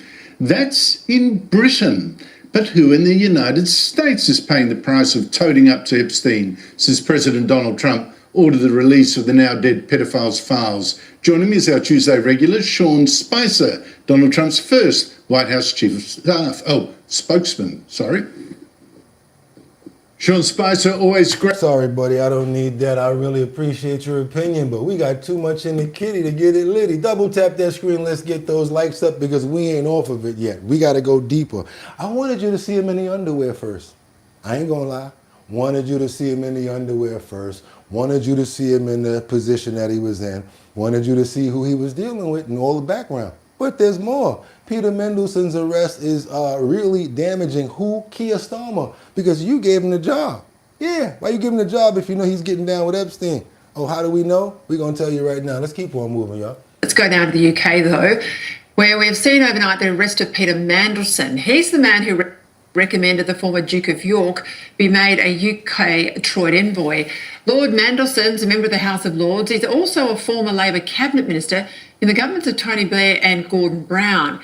He's now been arrested on suspicion of misconduct in public office for allegedly sharing information with Jeffrey Epstein. Here to tell us more, Sky News contributor and our European correspondent for News Corp, Sophie Ellsworth. Sophie, I tell you what, almost every single day there's front pages and arrests and stories are still emanating from Jeffrey Epstein. We've got both Mandelson now and Andrew Mountbatten Windsor on the same charge. Now, in addition to the police investigations, and they're ongoing, are they facing pressure to front any of these investigations into Epstein that are on foot? We know they are in the Congress in the United States, but elsewhere. What's happening with the public mood on this? Well, the public mood is not good here, Peter. The British public are very annoyed about this. We can just see here on the front pages today, on the front of the Sun, it's saying things can only get sweatier here for Mandelson. And on the Daily Mail, now Mandelson faces the music. I mean, this is really damaging for Keir Starmer, because he is the one that appointed Peter Mandelson to this role. So there's questions being asked on how did this happen? How did he get in this role in the first place? And you see that face right there? That face is the face of, damn, I'm screwed, especially at that age. there are documents due to be released that looks at how this appointment happened. So there's a lot more information to come out. But I must stress, Peter, in both the case with Andrew Mountbatten Windsor and Lord Mandelson, no charges have yet been laid. I know, but that's the scary part. When they lock you up and they don't have no charges, that's when you like this. You be like Andrew. I wonder what they've got on me. Oh my God. And then the second time they come get you, they're going to be like, come here. Watch your head. And you're going to be in the back of that car like this. Because you know they got a different siren over there. And you ain't going to be looking at Chinese restaurants and little dogs. No, you're going to be looking at crumpet shops, tea shops, and all the stuff that you're not going to be able to get no more where you going. And all that old lady over there walking with that cane, I swear you're going to wish you was her. I'm telling you, you are, especially at your age. Let's keep on moving forward, y'all. Double tap that screen and get those likes up. I already predicted it, and I think it's coming to that. Not yet. Because the Londoners, London Bridge is falling down, falling down, falling down. London Bridge is falling down. Y'all messed up now. Yeah, Londoners are not happy. They want action. That's right. As Lord Peter Mandelson over the Epstein ties. People in the streets is talking. And you know when the streets is talking, it's a problem. I told you guys, we turning up today. I'm not playing. When the streets is talking, you know it's hot. That's right. Not Jay-Z streets is watching. Watch this, because people out there like, I am demanding some sort of gratification. How dare him do something like this? Pardon me, would you have any Grey Poupon? Let's go, y'all. I'm talking about London Bridge is falling way down now.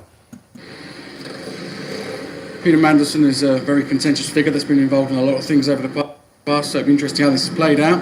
I'd like to see some answers, I'd like to see some actual swift movement, and I'd like it to be something that's done quite quickly. I mean, to give away secrets to a paedophile in America, I find it incredible. It is treasonous, and as far as Andrew's concerned, you know, we're looking at a situation whereby, as far as you know, what he's got away with, his divine right, he's telling all these people underlings, you know, I am the Queen's son and all this sort of thing. I think it's gone on too long, and I hope we get some justice out of it. I hope really Starmer goes through with actually going for it.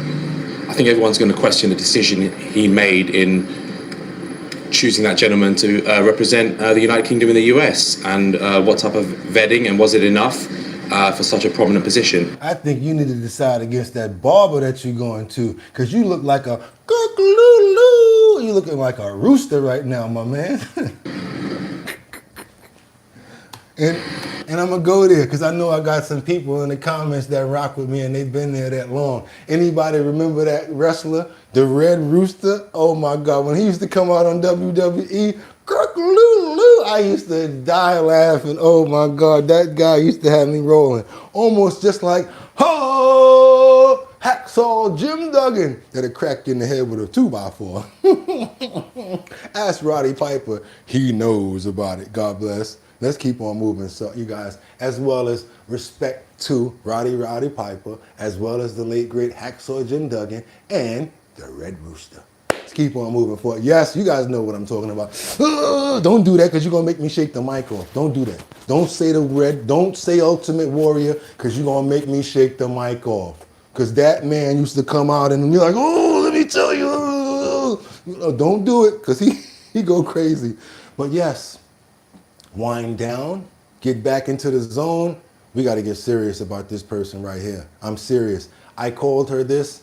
I think she's holding down the name, and there's nothing else that I can say. When I call Fergie the Ice Queen, I meant it. She's next to be questioned, and I'm going out on a limb here, you guys. I'm going to predict this or arrested. I want to have the prediction right. Yes, Sarah Ferguson, the true Ice Queen. Yesterday, we heard about sending information back and forth about Jeffrey Epstein, about her daughters. We also heard about her setting up meetings and sending her daughters and her other people to chill with Jeffrey Epstein. Today, we pull another layer back and we find out that the Ice Queen allegedly You guys are ready? Introduced her goddaughter to Jeffrey Epstein after he was already convicted of being a pedo. Yeah, what was that about? Yeah, luckily the goddaughter turned it down, but she's been sending people over there, allegedly. Let's keep on moving forward. That's why I talked to you guys about the kids and the fathers and all that. Some of them, let's just say allegedly, were part of the situation overall. That's why it's so deep and why it's so real. Let's keep on moving forward, you guys. Double tap, let's go. Press. I want to ask you about Fergie because there are also revelations that Sarah Ferguson introduced her goddaughter to Jeffrey Epstein a year after his release from jail and told him over to you. These are emails that show that Fergie helped set up this meeting. Andrew, there are also questions around whether Fergie should also be called to testify in the US. Well, I think, it's extraordinary, isn't it? These new emails, and this comes again on the tsunami of releases about these 3 million documents, and I can tell you there's going to be more and more coming out, and those were redacted, and there are more documents which are being hidden or not released. We need to know why. But they expose Sarah Ferguson's jaw-dropping betrayal to introduce your own goddaughter to a person at that stage who was a convicted paedophile, Jeffrey Epstein, just a year after his release is beggaring belief. The text that she sent him is over to you to do what? I'm sending her over to you, Jeffrey. And you remember the other day she said, marry me and I'll keep women like this coming to you, allegedly. But it's in the files. Extraordinary. So it is 22-year-old she was then, Poppy Cotterill, and she was handed basically straight into Epstein's orbit by the Duchess of York herself. What he is, Poppy Cotterill is the daughter of Fergie's former lady-in-waiting, is what I can tell you. And what happens, apparently, this is what the emails suggest, is Epstein considered employing her and making a $100,000 donation in her name to a health charity. So that's why she's getting rid of those charities, huh, Fergie? Anybody paying attention to the web? What happened is it's very simple. She turned that down, Poppy did, and probably very, very wisely. But the harrowing email saying over to you, lots of love from Fergie. The meeting, the innocent side of it, she would say it was basically an art job, and undoubtedly Epstein was very well connected with that sort of world. But the reality is, it would have been horrendous. She was wise to point it down. What the emails also revealed, Gabriella, is that Ferguson herself, she visited Epstein days after the 2009 release with Beatrice and Eugenie. And we get all of these affectionate emails post-conviction. It's absolutely... So that's what the name was. It was Eugenie. So Sarah visited Jeffrey Epstein with her 2 daughters, Beatrice and Eugenie. Wonder why? Horrendous. In terms of testifying, well, she doesn't need to, but just as Hillary Clinton turned around and urging anybody who might have information, now's the time to do it. And what has Fergie been up to? Well, she's apparently checked herself into the world's most expensive wellness clinic. According to the Daily Mail, Fergie secretly took refuge in a renowned £13,000 a day clinic in Switzerland. And I'm not too sure she'll get much sympathy. She's on the run. She's trying to separate us up as far as she can. Come on, y'all. Y'all know common sense. Do me a favor, double tap that screen to get those likes up. It's basic. We're not stupid. You're a dummy and you're lucky they don't come out and say something about it, because if they do, all one person got to do is get this. Silver bracelets. Silver bracelets. They're one size fits all for everybody. When the wrong person gets those silver bracelets put on them and they're not used to living like this, I'm not used to this, what's going on? And they get the right questions, woo, it's going to be real, because you're probably going to be Andrew, might be the dude in the underwear, one of the girls, or Sarah get rolled down on. You ain't even got to bring them no Whopper or no spot of tea and a crumpet or a biscuit. You put some cuffs on them, they gonna be telling it on the way to the precinct with that doo-doo-doo-doo-doo-doo. I swear it jolly wasn't me. It was Andrew, damn it. Fuck you, bitch. Yeah, they gonna be telling it. Don't let them be in the same car. Let's keep on moving forward. From the public over this? Well, I did often, and the producers very kindly said, look, Andrew, you have to go along yourself just so you can report on this topic. So, a 13,000, I'll be spending, This is the Ice Queen. You guys know what I'm talking about when I say that. I'm just going to make a prediction. She's the Ice Queen, you guys, and the stuff that she sacrificed and the things that she put out, I guarantee you, are straight up appalling. I can imagine. Allegedly. I ain't trying to get sued because she need all she can get. Don't think she won't sue you. reporting next week directly from there. And then what is it? Yeah, let's keep on moving forward, you guys. I think we done had our fill of the Epstein saga and the situation. And y'all always wonder, why do we go across pond? It's very important to go across pond because you're going to see it all tie back in over here. And then you're going to know what's going on over there when everybody else don't. Think about it. And then there's too many, just because we're in the United States, doesn't mean that Epstein didn't have a lot to do with, you ready? Africa, Congo, different places out there. Remember that, right? We're talking about Poland, right? Remember the Ukraine and Russia? It's too much to even cover. Let's keep on moving forward, you guys. Let's get on over back across pond to Detroit. All of our Detroit people. Veterans Office sued Blue City over the suspension. This is an officer here. We talked about this story the other day. We had the Detroit sergeant. She sued because she got suspended over Border Patrol contact. You guys remember, the Border Patrol had a special message though. I actually like that.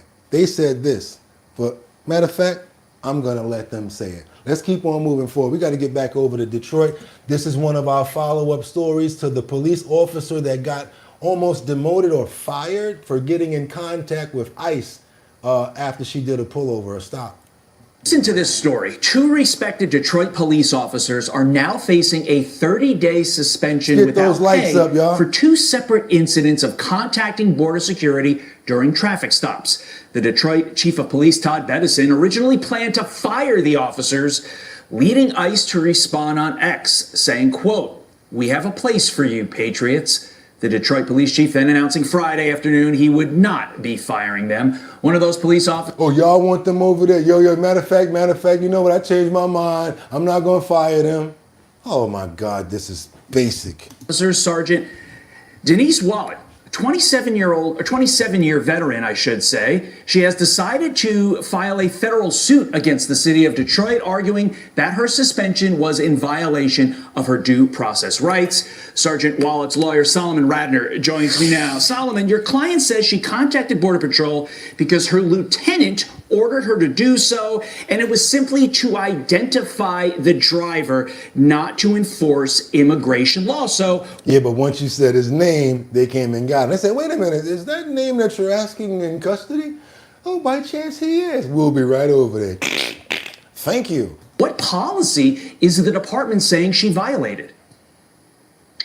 Well, good morning, and thank you very much. That's exactly what our point here is, that she did not violate any policy whatsoever. In fact, if you look at the policy, it's pretty explicit about what you're not allowed to do. You're not allowed to engage in differential treatment of people based on a wide range of factors, including immigration status, and you're not allowed to cooperate with the immigration enforcement of law enforcement. But that's not even alleged to have happened in this case. All they really say is that she contacted them and therefore was somehow guilty of differential treatment of people. So I'm as perplexed as you are. That's why I filed this lawsuit for her. And we actually have a hearing today in federal court. That sure is a snout. I like the fact that somebody came out and said it, but we got to keep up with the story. But that nose right there,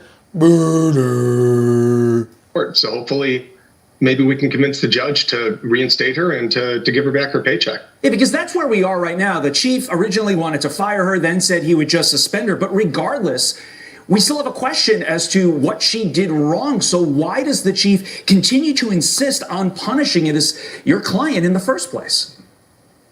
Yeah, and I'll tell you, I really like Chief Bettison. I really think he's done a very good job and a very, very tough job.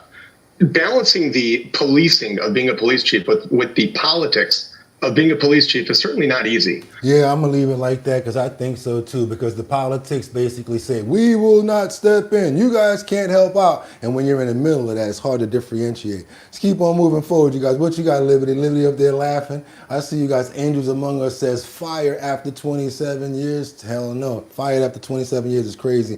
She used the job information to make personal phone calls. Okay, Liberty over there dying laughing. Mr. Potato Head, set up, Casey. Let's keep on moving forward. What's that? still, Derek, you can smell what's cooking in England. Okay, Induza, Spider, JD, Whiff. That's the nose. Yeah, that's it. That's the nose that God with him. God gave him grow up. Okay, enough's enough. What else we got? Okay.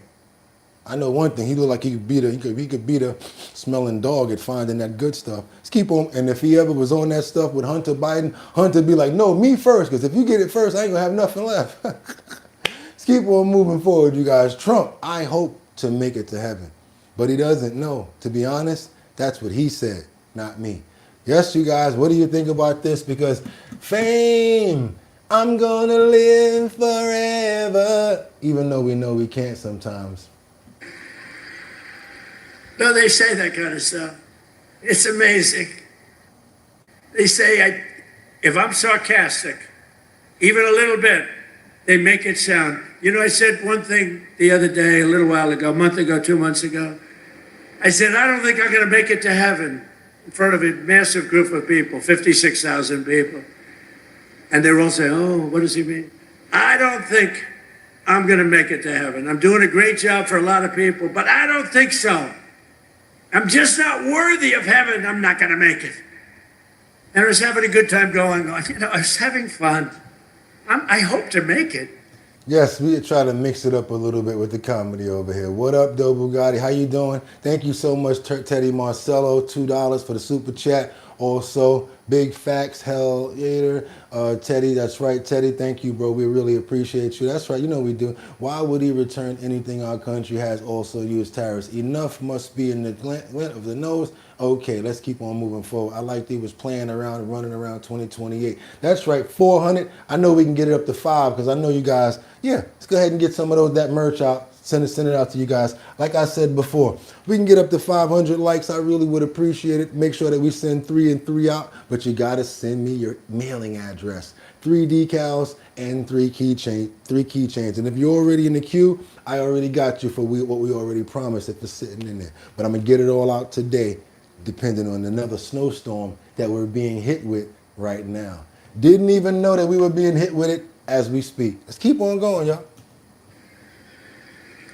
But I doubt I will, to be honest with you. A lot of you will. I'm not saying. But I was having fun. The New York Times has a front page story. Donald Trump is now questioning his mortality. They made it like I was totally. So you can't joke. No, you really can't nowadays. Even me, I find that when I try to joke about certain things, people be like, no, Bugatti, chill out, especially depending on the people. Let's keep on moving forward. Thank you so much on the Bear Gone. Yes, we try to look out on the merch. Let's keep on moving forward. Let's get on over to Hollywood. I think that's Hollywood. Sad situation where I can't say nothing good about this guy. I don't care if he has mental issues. I don't care if people feel sad for him. I don't care about any of that stuff. I think that he deserves the same thing that everybody else gets. It could be mother, father, sister, brother. I'm just different that way. You guys are better than me with that. When it comes down to family and all of that, I can cut you off like real quick, out of here. Because those will be the people that hurt you. And that's probably why I'm lucky so far. I'm not trying to tell you guys to follow me in that at all. But Nick Rayner, he's said to plea on the murder charges of his mother and his father. I have no remorse for this guy right here. All of this, oh, we're going to do it on lower charges and all of that. I don't play that game. Bzzz, straight up and down. Sorry, that's how I roll. Let's keep on moving forward. And it says it in the Bible, eye for an eye, tooth for a tooth. Don't even matter if it's your son. Nick Reiner, son of the iconic filmmaker Rob Reiner, is set to be arraigned in a Los Angeles court today after a string of delays following his arrest in December. He's charged with 2 counts of first-degree murder, accused of killing his parents, Rob and Michelle Reiner. Those charges include a special circumstances allegation of multiple murders and a special allegation of using a deadly weapon. Nick was last in court in January, but his arraignment was delayed after his high-profile defense attorney withdrew from the case. He has not yet entered a plea. NBC News legal analyst Misty Maris joins me now with more on this case. Misty, good morning. So today, this is the 3rd scheduled attempt for Nick Reiner's arraignment. He's now being represented by a public defender. Because lawyers don't want to touch it. You know why, right? Don't nobody want to defend him. Don't nobody want to defend you. Any chances the court case could get delayed again? And is it normal for arraignments to get postponed this many times? Yeah, good morning, Joe. Well, this is a unique case, and it really could go one of two ways. Either a plea will be entered and we'll be off to the races when it comes to the rest of the process and moving our way towards trial, or there could be an issue with competency. And what competency means is looking at the mental state of the defendant at this point in time and a determination of whether they understand the nature of the charges against them and can participate in their own defense. If there is an issue with competency, the case could be delayed while the individual gets mental health treatment and is ultimately declared competent. This is done through the use of mental health experts. So that's them being slick right there. You know how some people be like, you know what, I'm gonna go in here and I'm gonna act like I'm crazy. I've heard that makes the situation get longer and more drawn out. When you be like, oh, you do that? Because now you got to go get evaluated, and now you don't even go to court. Now you really don't know what's going to happen with you. And sometimes you wind up in there much longer. Yeah, you do. And with this guy right here, I just know that some of mental stuff going to come up, and they going to coddle him, and the next thing you know, probably get life in prison or maybe manslaughter or put in a hospital or something like that. We're going to still get a lot of time. But I don't care. Wash my hands of the situation. I have no remorse for him at all. And that's why I warn you out there, guys. You got that family member, you got that person that's around, that's a little cuckoo for Cocoa Puffs, but no, you let them stay around because you love them and this and that. Okay. I'm not going to go any further with that because that's your family or somebody that you love, but I get rid of them. Let's keep on moving forward, you guys. Where we going? We're going over to Florida. We got cops that rescued 2 people from a house fire. And I'm talking about, this is a beautiful story. I love the way that this ended. And I want to thank God early because not only do bad stories happen, but good stories happen too. So I'm thanking you early right now, Lord, for the security and for making us be able to make it this far together and to get this far in life.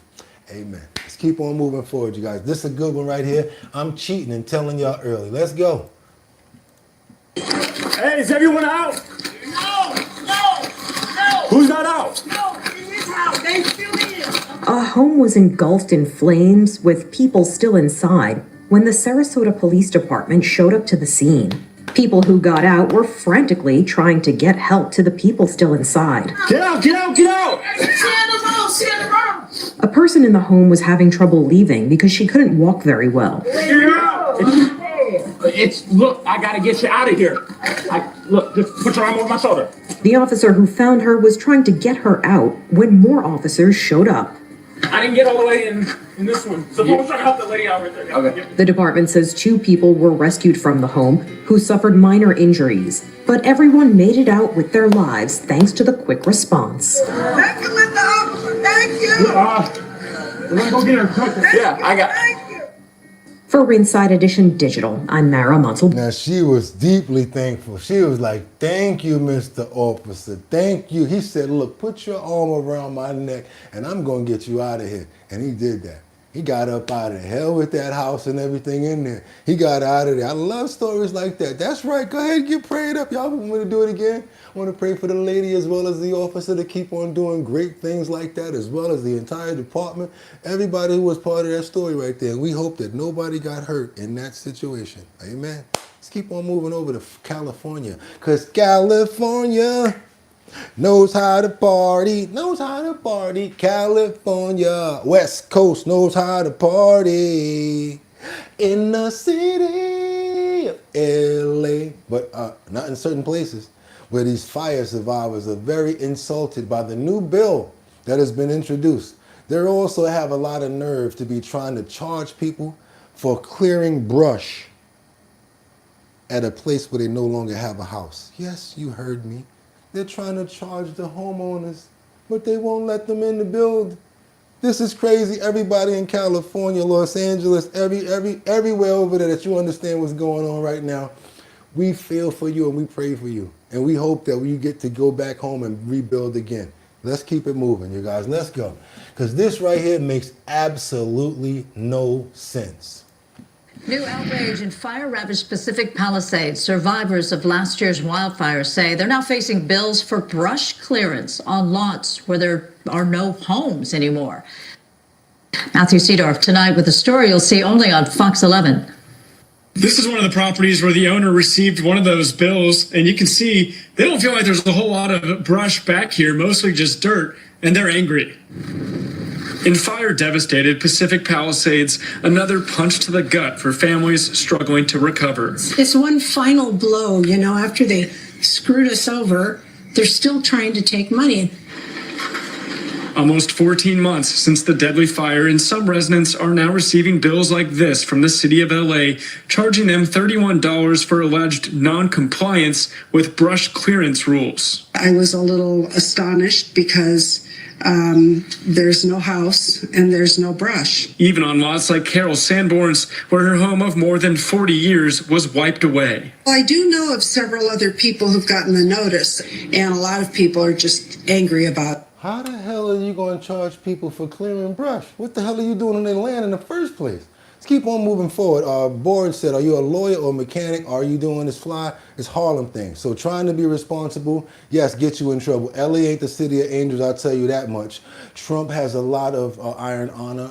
California is a joke, right? And like not a real place. Want some good laughs and good vibes all day at 6 o'clock in the morning? Come to the all political parties here. That's right. We show love to all.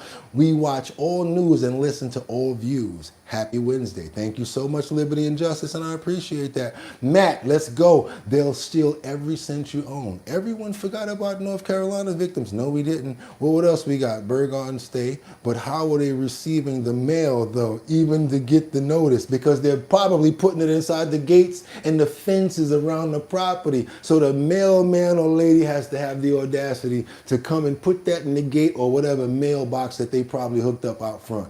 Yeah, you guys are making a whole bunch of sense in the comments. Gavin Newsom, trash. Yep, everyone forgot about North Carolina. Let's do a holiday record. Let's keep on moving forward, you guys, and double tap that screen to get those likes up. Let's keep on going, you guys. Let's go. All right, where we going right now is, yeah, because we got a lot more in the kitty. If you appreciate the content that we bring to you every single day, and you're trying to get up on that merch, we're almost there, you guys. We get 500 people. I'm going to be sending out 3 keychains, 3 decals, besides the one that's already in the kitty. Got you guys coming too. Now we got to get on over to Watershed as their own form of holding court. Huh? Yeah, they got their own form of holding court. City Probe employees held Hills hostage, can't say that word, for a missing wallet. You're at work. Cheerios, Diamond, and Kim. You're at work. Jay, Still Derek, and Murphy. Or also Barrett is there as well. You're all at work, you're minding your business. Somebody walks in as the administrator that's like a VP. I can't find my wallet. You guys are like, I don't know nothing about your damn wallet. Next thing you know, the police officer comes and barricades that door. You try to go to the bathroom to get out a break. They said, no, you can't go nowhere. I want to know what you guys going to do about that, because you know what? They want to hold court, and that's how they do it out there in Watershed. And you ain't going nowhere until we find out where that wallet is at. What y'all going to do if they lock y'all in that room like that? Check this out. By the exclusive, Atlanta's interim inspector general drops the hammer on 6 watershed employees, including 3 managers. After months of investigating, the interim OIG finds that all 6 employees abused their power and falsely imprisoned 5 watershed employees. Fox 5's Anjali Proctor has more tonight from City Hall. This case started when a then supervisor in watershed management said her wallet was missing. It has ended with the interim inspector general ruling that the actions of 6 watershed employees, including that supervisor, meet the elements of false imprisonment. We first told you 5 City of Atlanta watershed employees claimed their managers held them against their will and searched their pockets and belongings when then supervisor and now watershed manager 2, DeValerie Donahue's wallet turned up missing in 2023. How the hell you know you ain't losing at McDonald's going to get coffee or something in the morning or left at home? The whistleblower charged it was interim director of administration Yolanda Broom, who has since been promoted to watershed director 1, who made the call when his civil rights were violated in or around April 17th. that his person, workstation, and personal belongings were searched without his consent. The employee went on to claim he was coerced to participate in what he calls a sham investigation by management. The whistleblower claims he was forced to sign illegible documents and provide the Inspector General with a faded employee statement form and a statement of guarantee rights, which protects public employees from being forced to incriminate themselves during employer-ordered investigations. The employee claims Broom ordered all of the employees within the unit to go to a conference room for more than 3 hours with a uniformed police officer placed outside the door. According to a letter which was written by several senior OIG employees that was sent to state and federal law enforcement agencies last March, when one of the employees asked if they could use the restroom, the police officer told the employees they were not allowed to leave the room. Lastly, the employees stated they were ordered to empty their pockets, forced to waive their rights to representation, and forced to submit a written statement. They had to empty their pockets, wasn't even allowed to go to the bathroom. Now, interim Atlanta Inspector General LaDon Blackett has concluded, based on the totality of the evidence, the OIG finds that Watershed Manager 2, Valerie Donahue, Watershed Director 1, Yolanda Broom, Director of Safety, Security, and Emergency Management Sterling Graham, Senior Investigator Misha Robertson, Senior Investigator Rena Bradley, and Senior Investigator Joe Fortson committed abuse generally and abuse of position. Their conduct also meets the element of false imprisonment under OCGA 16-5-41. The evidence does not support such a finding for Officer Quentin Green. They can get locked up for something like that. Yeah, something like that, you can get locked up and look for some civil lawsuits to be coming. The sad part is the citizens are going to have to pay for that. That's the sad part about it. Let's keep on moving forward, you guys. Yeah, that's good. The good way to catch them, right? Let's keep on moving forward, you guys. We got St. Louis. Millions of dollars have been swindled out of these old people's life supports. Life savings. Please, again, that's why every couple of weeks I always shed light on these stories. If you have a grandparent, and thank you for the love. I really appreciate it, you guys. I take it right in and I give it right back. I promise you. That's right. Let's keep on moving forward, you guys. I want to get over to the situation in St. Louis. Please look out for the elderly. Please look out for your old aunt. Please look out for your grandma and your mom, because there's people out there that's really trying to swindle them with all sorts of ways to steal their entire life savings. They have no heart. All they want is money.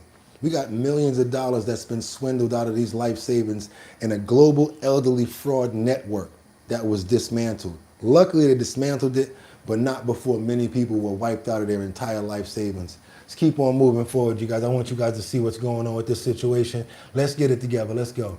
Thank you for joining us for Fox 2 News at 6. I'm Mandy Murphy. I'm Shirley Washington. First on Fox, international criminals are stealing millions of dollars right here in St. Louis with help from local couriers. And Fox 2's Chris Hayes caught up with one of those criminals. She was busted here in St. Louis.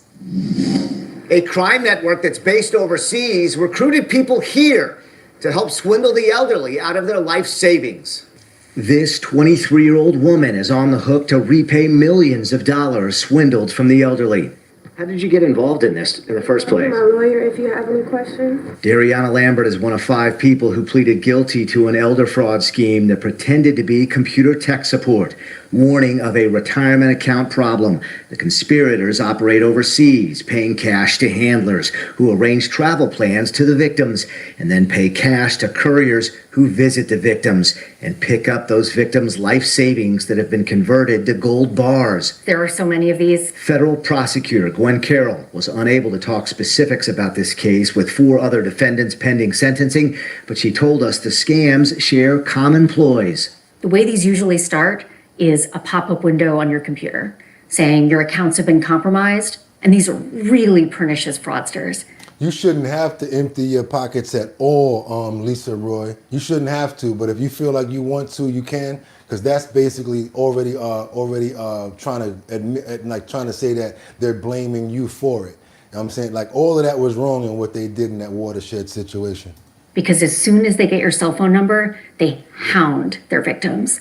They psychologically torture them. Couriers are recruited through online ads that say you just need a car to make pickups and deliveries. This does not add up. This is very strange. So if you were a courier, that's how they get you, and you get a lot of money doing it, but it's not legal. And at a certain point, you have to wonder, why am I picking up a box from someone who's clearly in their 80s or 90s?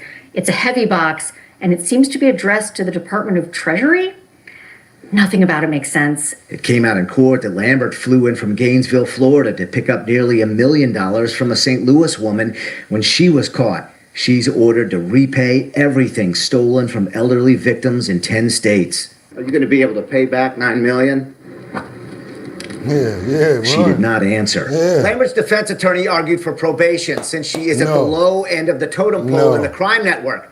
The judge, however, said, quote, "Destroying people's lives is not something I can tolerate with probation." He sentenced her to 2 years in prison, which he will report to at a later date. Downtown, Chris Hayes, Fox 2. And I'm going to keep up with this story to see what's going on with it, because she's just the low end of the fruit. Yeah, exactly, you guys. Y'all don't see that going on nowhere else. But here at Our Bottom Line, research, we keep it followed up, trending topics, and much, much more. And the #1 co-host and family in the building. Give yourselves a round of applause. Let's keep on going, you guys.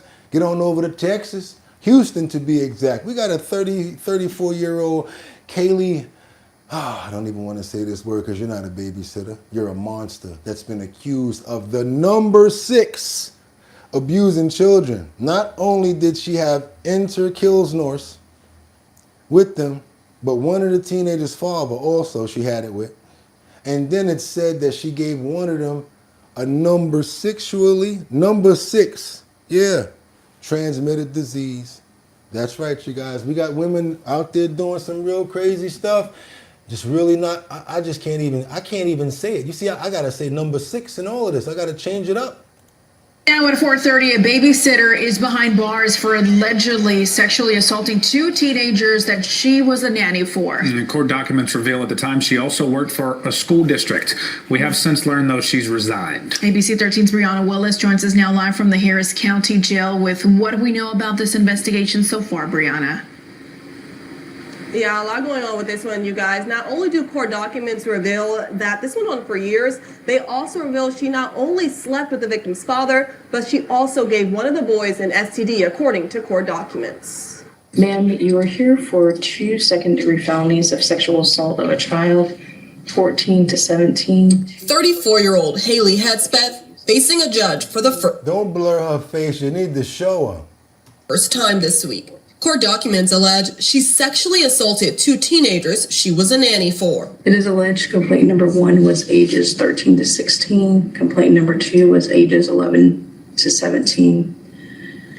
It is alleged from March of 2017 to January of 2023. Complaint number 2 stated. For 6 years she was doing this. For 6 years. Again, why you gotta watch out for teachers now, teachers' aides, dentists. How many other ones did we find this week, you guys? Sheriff assistants, people that was running for office, people that was part of the sheriff administration. Many different people. We cannot put nothing past it. Barber shops with cameras. You guys know what we watch over here. That you showed him an unclothed picture of yourself. Records show it was in 2023 when one of the boys reported being sexually abused by. And to me, homegirl, I don't know what looked good about you. I see why you was doing that. Looking like Rocky Dennis in the face. Jesus Christ, oh my God. I don't know if you did that to your cheeks, but she definitely looked like Rocky Dennis in the face. His babysitter. Investigators say cameras were installed that observed the teenager coming out of Hedspeth's room, and documents show he indicated having sexual contact. Records also reveal his brother said the same thing. Documents stating between both of the victims, they described the... Y'all don't know who Rocky Dennis is? Look him up. Rocky Dennis. Yeah, the movie with Cher. Woo! Y'all see them cheeks? Look just like him. Alleged assault ranging from touching their private parts to intercourse. One stating it went on so long he's traumatized from it and even became a high school dropout. Also stating Hedspeth had a virus that got transmitted to him. Documents say back in 2023 when his mother found out, she wanted to press charges, but his dad did not want to. It is alleged that you stated that you cared for both complainants and denied all sexual That's right, allegations, Casey. and stated that the motivation for the allegations was because you were Now look at your picture that you looked up on Google, Rocky Dennis from The Mask, and you tell me she don't look like Rocky Dennis. sleeping with the complainant's father. The investigation picking back up in May of last year and is still ongoing. Yeah, and court documents also revealed the suspect worked within Katy ISD. I, of course, reached out to the district today. They tell me she was a paraprofessional, but they say back in 2023, she resigned from her position. I see why she was praying on the week, because don't nobody want to mess around with her looking like that, but there's no excuse with your Rocky Dennis looking ass. Appreciate you guys. I'm sorry about that. Yeah, I had to go in a little bit. Want to pray for the children that were affected by this tragedy, the teenagers that have to live with this, and all of the follow-ups that he probably got to go through, all sorts of therapy and craziness that's going on. And I'm praying that she gets dealt with the way that she needs to be. Amen. Let's keep on moving forward, you guys. Let's go. Let's keep on moving forward. I was ready to see Rocky's face, man. Nah, I was not ready to see Rocky's face. I know you when you Googled it, right? Boys and fathers rode on a Amtrak. Ha ha, she does. Yeah, that was an Amtrak right there. She definitely do. Let's keep on moving forward, you guys. Why and how did she get bond? I'm so tired of these people doing stuff with their cars and vehicular and taking people out, losing their lives, and then all of a sudden they get bailed out. Let's get on over to Florida. I want to know why she got bonded. Elizabeth Martin, she's facing several charges, including vehicular, and she got bonded out following a fatal DUI crash that seems, I don't know, it just doesn't seem right. You know what she did? She got caught. This is another reason why she don't need to get bond. When she got caught, it seemed like she jumped in the passenger seat and said that somebody else was driving. Let's keep on moving forward, you guys. Y'all not going to believe this because we can make these stories up nowadays. Year-old Brandon woman stood before a judge to learn if she will receive bond or not. Elizabeth Martin is facing several charges, including vehicular homicide for a fatal crash that happened on January 24th along US 301. News Channel 8's Alessandra Young reports. It was an emotional day in court as the defendant sat and listened to the details of the fatal crash. Now, in total, there were 3 cars involved and 1 person was killed. She's wearing the orange jumpsuit in front of me. 22-year-old Elizabeth Martin is facing 8 charges, including vehicular. He said she's wearing an orange jumpsuit in front of me. Homicide and DUI manslaughter. In the early hours of January 24th, Corporal Douglas Skye with FHP says there was a crash involving 3 vehicles along US 301 in the area of Harney Road in Hillsborough County. He says Martin's car crossed over the center line and hit a GMC Terrain head-on, which caused that car to catch fire. Unfortunately, he says not all of the victims survived the crash. Let's get some of y'all comments out. Kick Trump out while we still can. Trump's in all the fouls, y'all. Not. Okay, I'm going to let you guys go ahead. As long as you don't start trolling, go ahead and do what you got to do. Carol Gravely was killed. She was a burnt, deceased person, still trapped inside on the passenger side of the vehicle. Her husband and the other driver of the 3rd vehicle were taken to the hospital for their injuries. Corporal Guy says Martin was already at the hospital when he arrived on scene, but she was interviewed at the hospital. That she was a passenger in the vehicle, that she had just picked up one of 2 people, either a Paco or a Rico, at the 301 Bar and Grill in Tononasassa, and was traveling to her sister's house. However, he says the evidence shows otherwise. It showed that there was a driver only, no occupant on the passengers. I was going to say let that dude make it about the suit, but I see y'all already got him. Sorry. He also said Martin's blood alcohol level was twice above the legal limit, to which the defense countered that she could have been given meds at the hospital. You would have no personal knowledge about her state, whether she was under the influence of medications or anything related to that. No. The whole truth and nothing but the truth? Martin's sister took to the stand to share how her sister is not a danger to the community or flight risk, and shared how remorseful her sister is. How is she not a danger to the community? She already represented that by herself. Your words ain't supposed to be nothing good enough. She wound up getting bail for this, y'all. She said, "I just don't want the other family to feel mad that I am crying. They deserve to cry and not me. I just hope they see that I'm not a monster. Elizabeth is truly regretful and she wishes it was her every day." In the end, the judge set her bond at over $100,000 for all of her charges. Man, that ain't nothing but about $15,000 when you pay 10% of that bond. You go to a bail's bondsman. $100,000, you pay 10%. Man, listen, let me give you $1 million bond. At least now it's about $100,000 for you to get out. Get out of here. Make somebody use their house or some sort of deed to get her up out of there. I think that was crazy. Let's keep on moving forward, you guys. Uh-oh, look like 500, y'all. Get in those comments, but don't go crazy because I'm going to pick a random order and I'm going to let you guys know when I send them out. That's right. We got the 5, but I still want more because you know what? Got more information to get out. Got more topics to get into. And we still have not gotten to what? That's right, our health segment, which is going to be pretty good, I must say. Let's keep on moving forward to Washington. As a police father, his own daughter and wife before he got taken down by an officer. Entire story is insane, which is why I had to put it down so far in the lineup as it needs special attention. It needs special attention. That's right, you guys. This one needs special attention right now. And you guys, we're going to pick a random order, 6 people getting merch. News inside that apartment resides a man and his wife in their 30s, their 1-year-old baby, and the wife's parents in their early 50s. At some point this morning, the son-in-law was cleaning the snow off of his car in the parking lot and heard a disturbance coming from his apartment. Again, inside the apartment, when the man was cleaning the snow from his car, is the man's wife, their 1-year-old baby, and his in-laws, or her mother and her father. Another 911 caller resides in the building nearby. She too heard a commotion. So 2 911 calls came in pretty close to each other from the son-in-law, who's Fairfax County in Washington, D.C. in the parking lot cleaning the snow off of his car, and from another occupant in the building.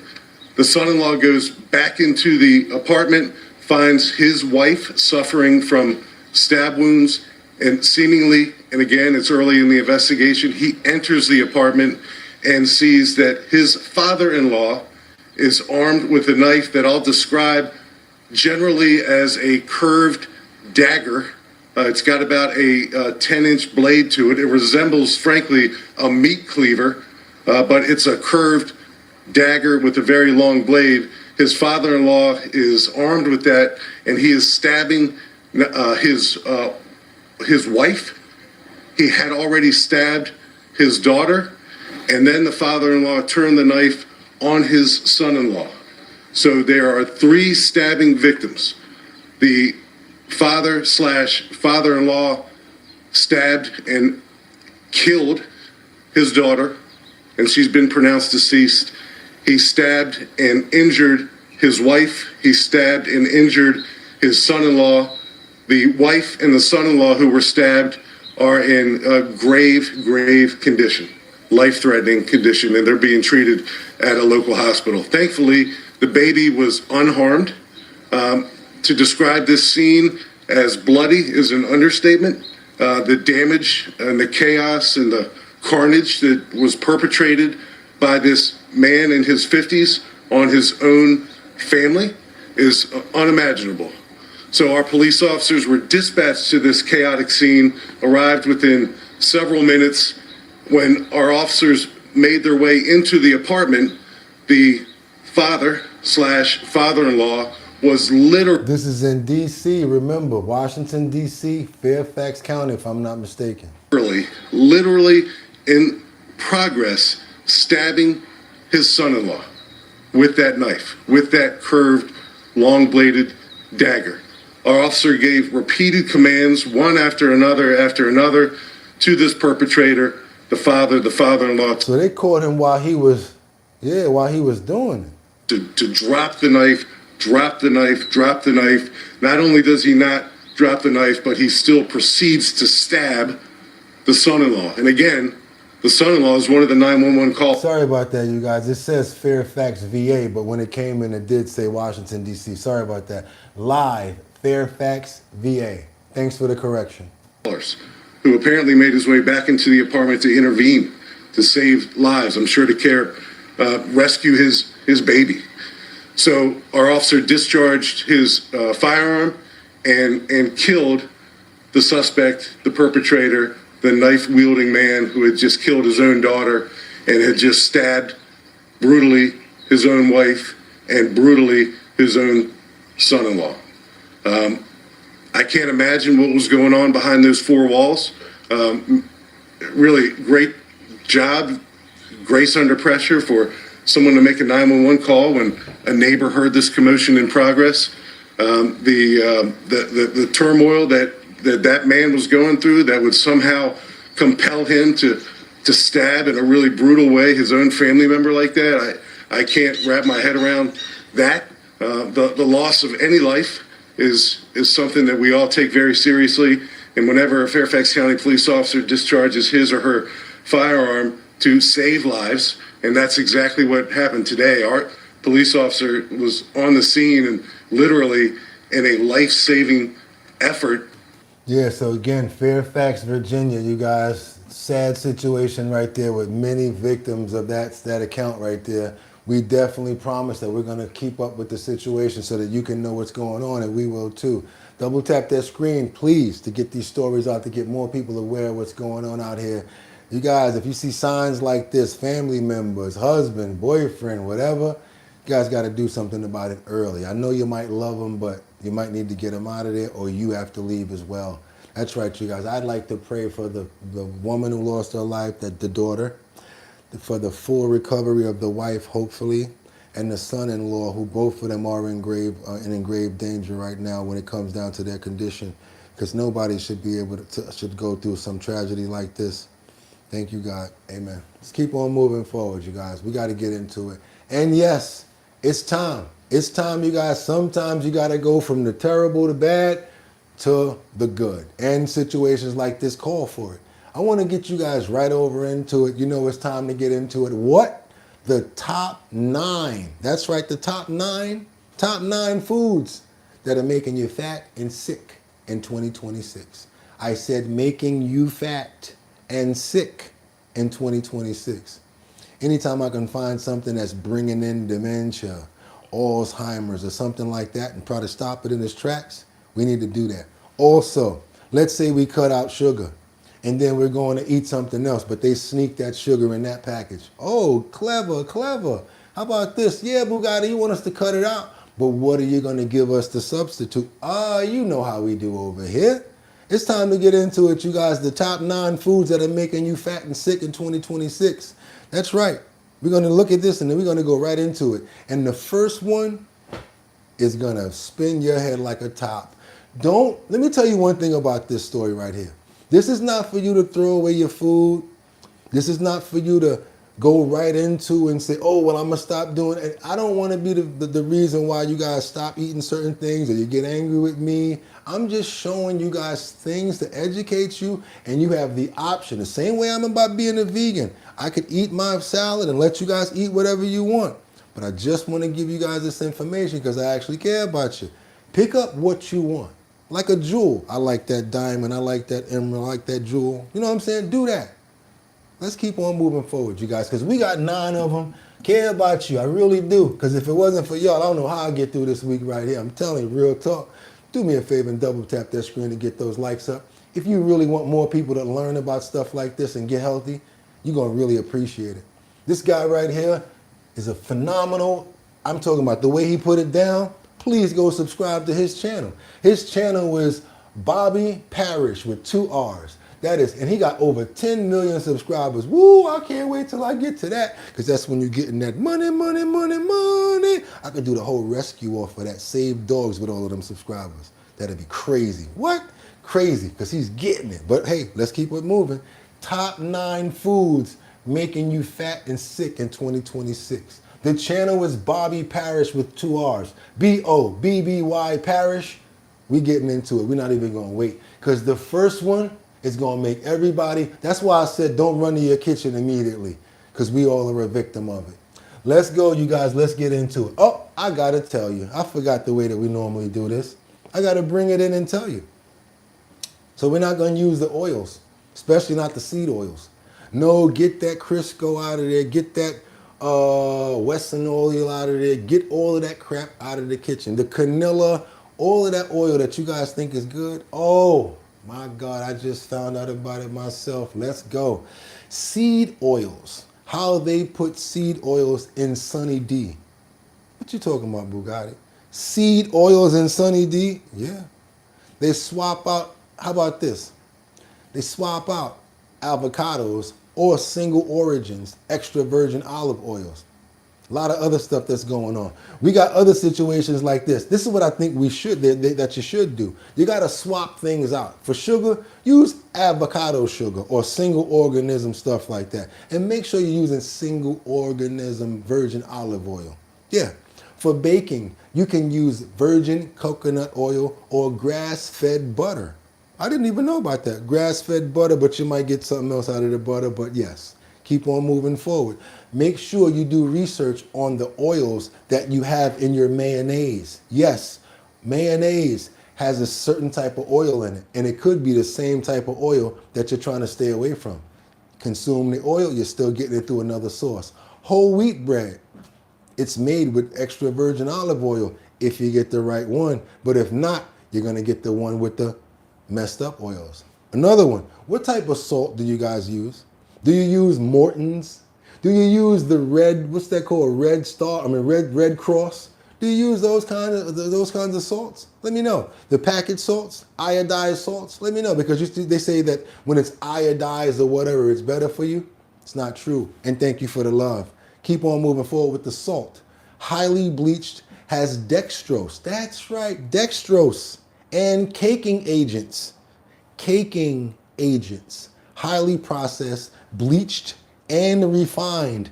Get those salts out of the kitchen, and that's not something that's expensive, and that's something that we can get rid of. The cheap little $1.50 salts, throw them out right now. They're not good for you. And if you got to get a better salt than that. What you want to get is unrefined salt.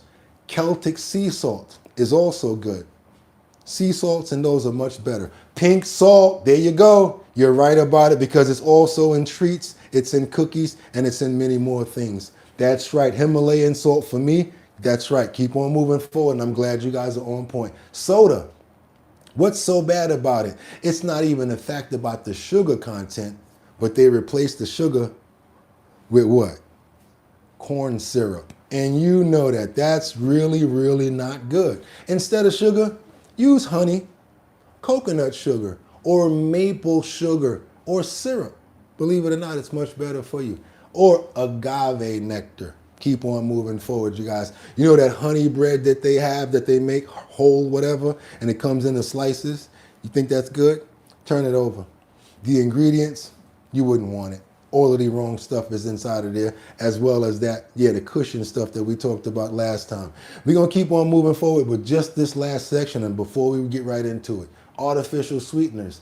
Don't use that sugar. Use, I'm going to go there, allegedly, Splenda. All of these other artificial sweeteners, sweet and low. Don't sue me, allegedly. I'm just throwing names out, just allegedly, right? Artificial sweeteners, they have been directly linked to dementia and much more interference in the gut. Let's keep on moving forward, you guys. Let's keep on going. Somebody said bath salts. You're out of your mind. Let's go. Are in most of the foods you're buying right now, and they are quietly wrecking your health. If you want to thrive in 2026, I'll show you exactly what you want to avoid, why, and I'll show you the better for you swaps so we can be healthy in the new year. This video is also sponsored by Thrive Market, but more on that later.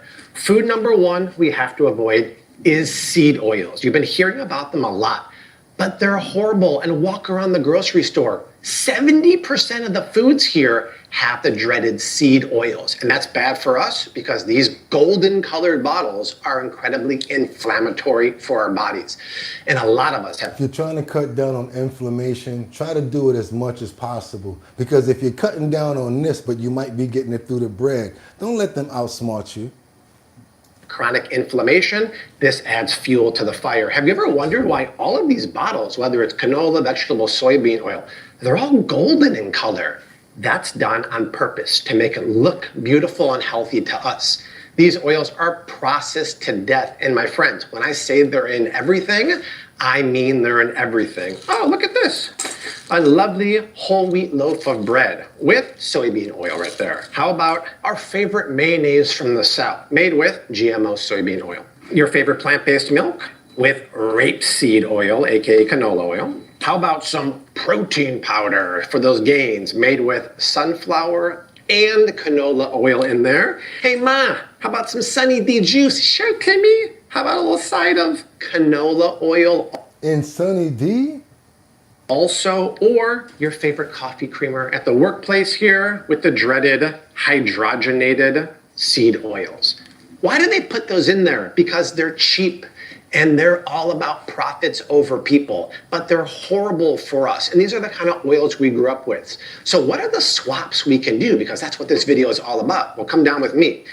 Anytime a recipe calls for canola oil or vegetable oil, that's a high heat oil. Now let's flip it and see what we can use instead. Swap it 1-to-1 with something I have at home in my pantry, avocado oil. That works for baking too. If you want really good olive oil, only stick with single origin extra virgin olive oil. You need something for baking perhaps. Well, how about extra virgin coconut oil? How about grass-fed butter? How about you walk around the grocery store and instead of buying your favorite mayonnaise with soybean oil, you get my favorite mayonnaise with avocado oil. How about whole wheat bread made with extra virgin olive oil? That might actually be really good. I like olive oil. How about the best protein on the market, Flav City protein with no oils, no emulsifiers at all. Once you start to get those out of your diet, you'll feel better, inflammation goes away, and it's the biggest step we can go to getting healthy in the new year. Now, next up, I'm gonna show you a swap for something that almost everybody gets wrong. The type of salt we use can greatly affect our health. And raise your hand, is this the kind of table salt you grew up with? Yes, that butter is good. The problem is, this is a highly bleached, processed, refined salt. You know the key giveaway for this? Look on the back here. It's not just salt, it has anti-caking agents, dextrose, and then the added iodine. This one right here has yellow prusinate of soda. These are anti-caking agents. My friends, do you see what I just saw? This has dextrose added to it. What is it? That's sugar. They add all these dextrose and anti-caking agents so they flow out really easily. But this is nothing but processed sodium chloride. It's been stripped of all its natural minerals, and to do that, it's been highly processed, bleached, and refined. It's not good for us at all. This is the kind of salt you have to stop cooking with immediately. So what do? Unrefined salt, my friends. The easiest swap would be to get some. The word unrefined. Unrefined. Something like Himalayan pink salt. Unrefined salt, and you can see all the trace minerals. It'll have up to 90 trace minerals. You know what salt I use at home? They actually have it here at Walmart. Celtic sea salt. This is hand-harvested salt from the French coast in Brittany. I've heard good things also about Baja Gold mineral salt. I think Gary Brecka talks about it. It's unrefined salt from Mexico. The difference between any type... My son said he had avocado oils and it's good. Okay, I use that butter. What else you got? I can only imagine. Love real butter. Tony, fists up. Who else? We got all foods for us, not good. All political parties are welcome here. The language is also made for people not to understand. That's right, you guys. That's right. You know, y'all on point. Beija Gold is the best, and that has the cause for the stripping. So we not leave it alone. We keep costs down. Yeah. Type of unrefined salt, including, by the way, look, even this third-party brand. Somebody said something real smart. It's funny how all the healthy stuff is at the bottom. Mediterranean sea salt. If it's just one ingredient, unrefined sea salt, you're good to go. The difference between these and the types that we grew up with are night and day. It's the easiest swap you can do for a better health alternative. How about popcorn? They specifically call out the Himalayan pink salt. Good for them. How about my Flav City electrolytes? I specifically call out the unrefined ancient sea salt, which is superior for hydration. Those kind of swaps, albeit small, can make huge, huge improvements in our health, just like the sugar. Somebody said we took 10 gallons of ocean water and made salt. It wasn't too bad. What? For real? Y'all did that winter? I'm gonna show you in 1 second. When it comes to sugar, the stuff behind me, the average American consumes 17 to 18 added teaspoons of sugar per day. And keep in mind, there is no recommended daily amount. Liberty and justice, they feed us unhealthy products so that Big Pharma can profit off of the illnesses. Ooh, okay, Liberty, you dropping it today. That Kerrygold butter is good, ain't it? You know it. But that's a crazy amount considering the level of obesity is at all-time highs. Type 2 diabetes, inflammation, sugar destroys your gut microbiome, my friends. And the problem is the amount of sugar in foods at the grocery store is alarmingly high in the foods we eat every day. Let's just show soda. We know it has a lot of sugar, but look, it's not even cane sugar, it's corn syrup. To the tune of 39 grams of added. And I know you guys love that brand right there, so I'm not going to say the name. Even this healthy organic bread has 4 grams of added cane sugar per slice. Award-winning barbecue sauce with high fructose corn syrup, 16 grams added. Raspberry yogurt sounds yummy with 17 grams of added sugar. Ooh, cereal made with whole grains and 11 grams of added sugar and corn syrup. And a nice bottle of coffee with 30 grams of added sugar. Do you see how it adds up so quickly? It's scary, my friends. So what do? Well, I got multiple swaps for you. At home, instead of cooking with sugar, I don't care if it's cane sugar, turbinado sugar, whatever, swap it out with honey. Honey is a lovely substitute. I'm very, very fond of coconut sugar, a 1-to-1 substitute with cane sugar. Maple syrup is... That was good to know. A 1-to-1 substitute with cane sugar if you use that sugar that he just said. Fantastic too. They also make maple sugar. You stir that in your coffee, it's great. Or how about agave nectar? All those sweeteners I just showed you are paleo, lower glycemic sweeteners that beat the pants out of regular cane sugar because they're unrefined, unprocessed. And we want unrefined, we want unprocessed. And again, you guys, this is top 9 foods making you fat and sick in 2026. I think, period, that we need to know about certain things like this. I like the fact that I wasn't doing what he was doing before. I'm gonna be honest with you. I would just say I'm gonna cut this out, but I wouldn't look for this in that other item that I was eating. Damn. And they were still probably getting me some kind of way. And then what's up with that? Yo, somebody in the comments said, yuck, in Sunny D? That's why I said Sunny D. You mean to tell me you got oil inside of Sunny D? That is disgusting, just to know that. That's right, you might as well give me some Tang. Anybody remember Tang back in the day? You put the water in, but guess what? Also concentrated, also refined. Keep on moving forward, you guys. That's right. That's where it is. And guess what? If you guys want to follow this link right here, it's always in the description. The link and all links to all of our health segments are in the description.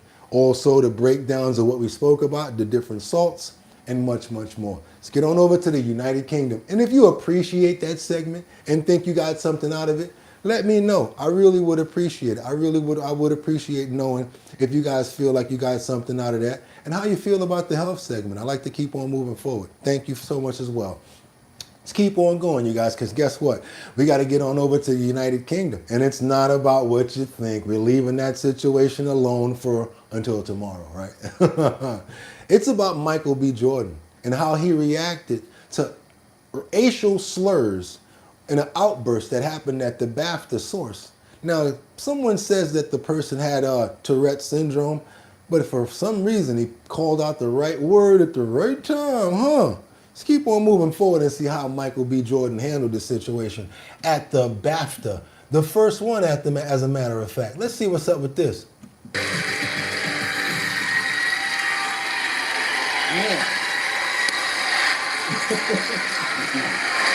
Good evening. Deborah and I are delighted to be presenting the first BAFTA of the night for a vital part of movie making. That moment at the BAFTA Awards leaving viewers in shock. We're here to celebrate the artists who expand what's possible on screen.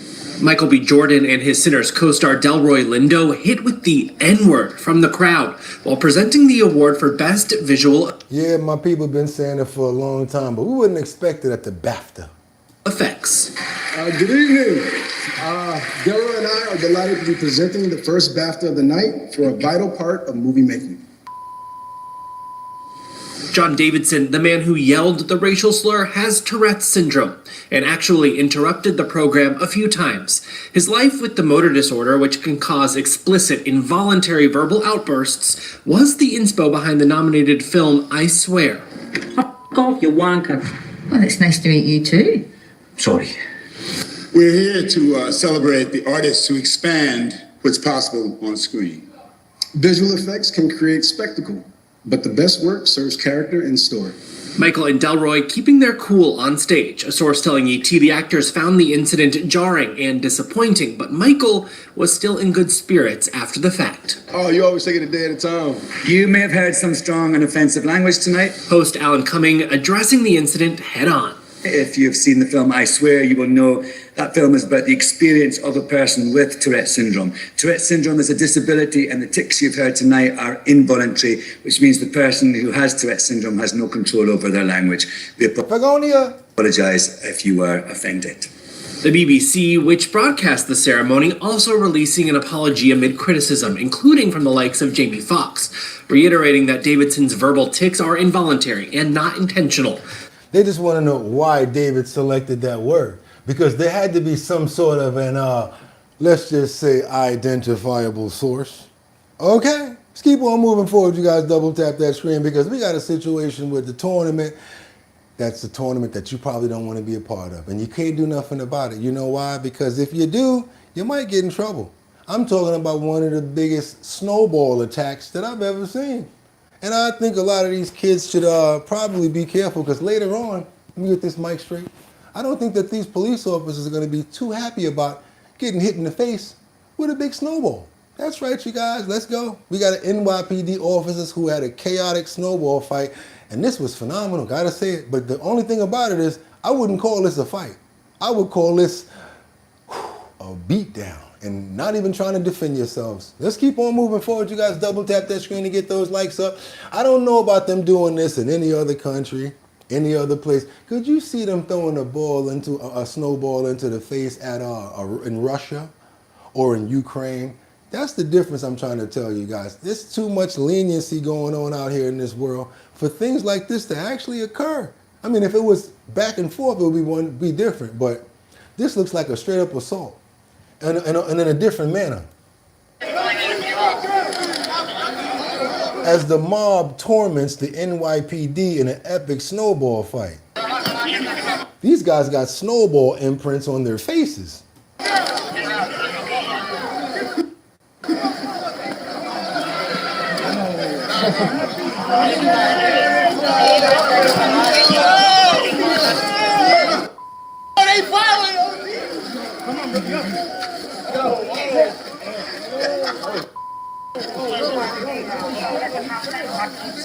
It's gonna be inside a play line.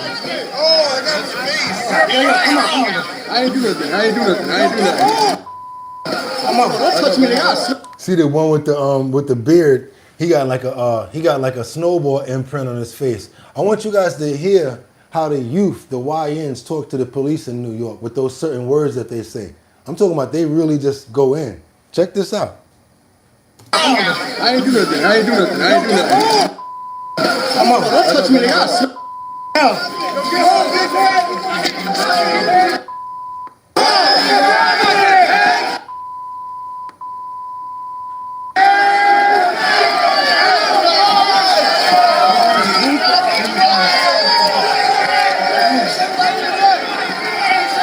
Now, if they would have turned around and pow, pow, pow, pow, they would have been wrong.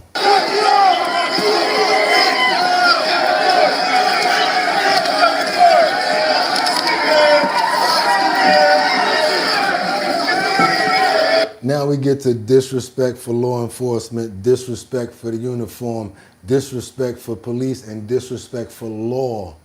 And I'm fearful of this because these young youth think that they can do stuff like this. If they can do it on this level, they're going to think that they can escalate it. They have no sense of authority, right? Watch how they act around the police cars, even with the sirens on. They don't even budge. They start hitting the cars.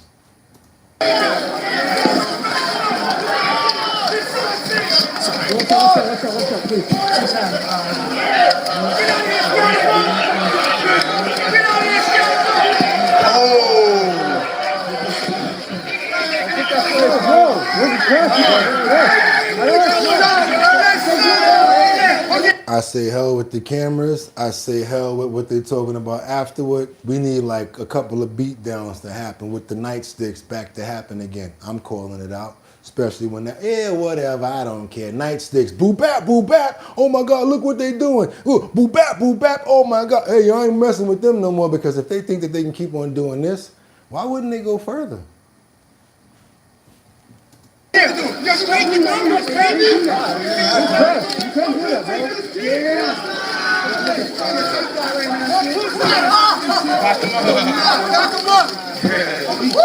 No respect for authority, no respect for religion either, because they ain't scared of God. They ain't scared of that, because they always say they on what? Demon time. Watch the little stupid dances and little stuff that they do that just adds the insanity to everything. Sirens mean nothing, absolutely nothing. They do not care about those sirens. They do not care about those sirens, y'all, at all.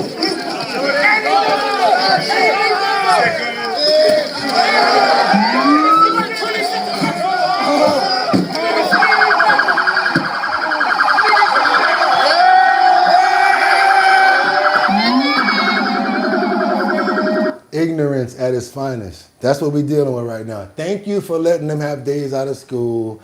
Thanks for the COVID remote learning and the wrong, terrible parenting with the maraschino cherry on top. Because you got to deal with your children at home before they come outside. And all of these ones that act like this, you're going to be like, oh my God, little such and such got pow. Oh, little such and such got locked up. You wasn't paying no attention to them. Look what they're doing. Look at little such and such.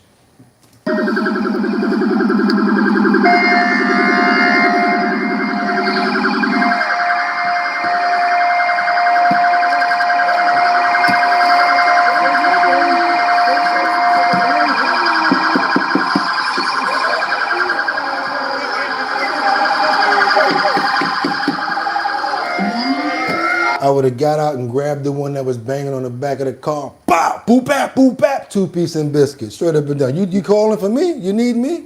Yeah, 2-piece with the biscuit. Too bad they got all them damn cameras out there though, huh?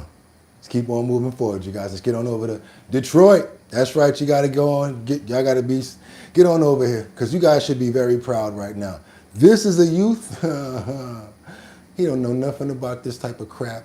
He has excelled since he was a baby, to the point where he was correcting his own mother. Can you imagine you reading your kid a book and you read the word and they say, Mommy, that's not how you say it. Or Daddy, that's not how you say it. What? Or how you spell it. That's right, you guys. Total 360 of what you just saw. We got to get on over to Detroit, because anyone will be proud of this third grader. His name is Miles Dantzler. He's from Detroit. And let's just say he's been accepted into an aspiring community. Let's get into it, you guys. Double tap that screen and get those likes up. Come on now, appreciate it. Let's get those likes up to get more people over here to see the good stories, to see what's happening. Come on, I appreciate you guys for doing it. We're going further today. Let's do what we got to do now. Miles Dantzler. He's doing a whole lot more than just making the grade. Tonight, we are introducing you to a special third grader who's become a member of a very elite club. 8-year-old Miles Dantzler has just accomplished something most adults never will: acceptance into Mensa, the world's most prestigious high IQ society. Yeah, this young man taught himself how to read at just 3 years old and scored in the top 2% of IQ tests worldwide. Our Maya cousin Nikki visited Miles at school today, where his achievements are making his parents and the whole community pretty proud. Miles spends his days here at Bates Academy in Detroit, but when he's at home, he's watching educational videos on YouTube, trying to learn more. He's interested in everything from dinosaurs to geography. There's an underwater country called Zealandia. It's actually the 8th continent. That's just one of Miles Dantzler's many fun facts. At a young age, his mom and dad could tell he was gifted. He would ask questions and learn things faster than most kids his age. I want to sing. When he started reading words that I couldn't read, or correcting me when I was reading books to him, I was like, okay, this is it. After applying, his sharp mind landed him a spot at Mensa, the High IQ Society at just 8 years old. I got the high. Somebody said we don't need more children like Miles. We need more of his parents. No, we need more children to grow up like Miles from those parents to become parents. You're partially right. Let's keep on moving forward. And if you guys appreciate Miles, the content, and what we got going on over here, how come you guys can't go ahead and double tap that screen and get those likes up? I really would appreciate it. Ain't we putting on today? Told you we had a bang on the lineup. Don't go nowhere. Let's go. Scores on the IQ test. It makes me really proud of myself. Being a part of Mensa means he'll get to challenge his mind and connect with others who share similar interests. When you guys saw that acceptance letter to Mensa, I mean, what was your initial reaction? What was I shocked? No. If anybody deserved it, absolutely, because you know what? It was well earned and well deserved. Yeah. This gives him a lot of, opportunities to really stretch his intellect and that IQ. His teachers say it's even inspired other students to work harder and aim higher. I think they're really excited. A couple of them were asking. Somebody said, who said that? Stephen Wildboy 13 says, Miles has great parents. My mom beat me when I corrected her. I'm sorry about that. It wasn't funny. It takes two babies to make a good one. That's right. Wholesome content on YouTube. And that's right. The Sea of Degenerates. I applaud you, sir. Thank you so much. I really appreciate. What is this? Wholesome content on YouTube? That's right. Thank you to Jackson's One. Like, what does it mean and how can I do it? And, I want to do that as well. But when you set aside Miles' smarts... I mean, he's a normal 8-year-old. He likes to play video games, play with his toys, play with his siblings, and he's just, a kind-hearted, great kid all around. Miles has already done activities with Mensa, and he plans to do many more. In Detroit, Amaya Kaznicki, Local 4. And congratulations, Miles. Mensa says they're excited to welcome Miles and his family into society. In a statement, it says, gifted youth represent our largest segment of new members. American Mensa understands their challenges and their tremendous potential, providing a host of resources and supportive community. Man, to be that smart and to be that young, those are good parents, though. You guys are right. You got to have good parents to make, what they say, good stock breeds good stock. You know what they say, you guys, because somebody got to be over him to nurture him and all of that. Gringa, a lot of, but limits seed oils. There we go. That boy he has a bright future, says Batty Lynn. There we go. Well, what else we got? Teach him to keep God close to his heart. There we go, Jeffrey. Liberty says 10 more likes, y'all. I know we can get 10 more likes, Liberty, too. Especially, and y'all going to be like, how come we keep? Yeah. That's right. Y'all know how we do it over here. We got to show love to the animals. And who I want to show again today is my favorite, my buddy, who's going through it, who we've been supporting ever since day one. That's right. My laser rejuvenation. Pampering session with Nova. That's right. We're going over to Lynn and Nova real quick. That's right. We're going to get this laser work recovery on all of his back legs. They're working perfectly, you guys. Let's keep on moving forward. Let's go. I know she does it in these little snips sometimes, but I like to get them like this sometimes too, because they're very pure when she does them like this. Let's go see what's going on with Lynn and Nova as they get that laser work going on them hind legs. Because we love Nova over here. Let's go. Making sure I ain't going nowhere. I ain't going nowhere, buddy. Yeah, she's not be here, right? Everybody that donates Oh, to the I know channel, that's right. you guys are a part of the success here. Boy, them cross legs is something else right there, y'all. He is sure enough comfortable now. Ooh, I remember when he first came, y'all. He was like, I don't know about this. I don't know these people. Now he gets so excited when he see y'all. It's alright, this isn't the normal vet where they post. No, we're not the normal vet. Let me tell you, people like this, I just love people who take care of animals like this. Look how cool they are. Like, we don't got to put Nova in no muzzle. What are you talking about? Nova's a good boy. That's right. I love people like this who take care of animals. We don't do normal vet stuff. Yeah. So he's getting this laser work done.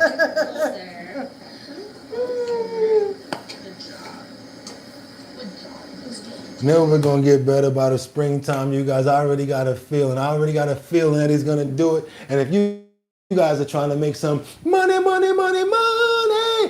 that link in the description so you can make up to $520. You'll make some money off of doing a survey, and so will I. That's right, you guys. Go ahead and hit that link. It's right there in the description. You want to get some more deeper into the information from earlier when it came down to the health section with the foods to avoid if you don't want to get sick in 2026. That is also in the link in the description. We also always leave the link to the Epstein files as well in the link in the description. I don't know. It's a lot of stuff going on in that link in that description. My email address, a whole lot. But guess what, you guys? Also, you got a business you're trying to promote, trying to get out there. I don't know. Maybe you do shoveling in New York and you're trying to get some business going. Maybe you got some salt because everybody else does it. I don't know. All you got to do is send over your promos to us and we'll put them up in the post notification area. We almost have 70,000 subscribers. We're working on getting there, you guys, and we're banging at that nail every single day. And we're very close. So if you go ahead and subscribe, we'll just be that further closer to getting there. That's right, you guys. And if you send over your promos to us, send it to bridgethisllc@gmail.com. That is bridge, like the Brooklyn Bridge. This, not that, but this, llc@gmail.com. We'll put it up in the post notification area. The only thing is, it has to be in a 1080 by 1080 size frame in order to fit properly. That's not me, that's YouTube. And guess what that means, you guys? Send over your promos, whatever it is. Long as you promote, long as you're over here, and long as you show some respect and love to the show, I've got no problem with putting you guys up there. Hopefully you get some business. And I'm trying to get some business too. But for some reason, the snow just won't stop in my city. I think we're gonna be dealing with this until the end of the month, you guys.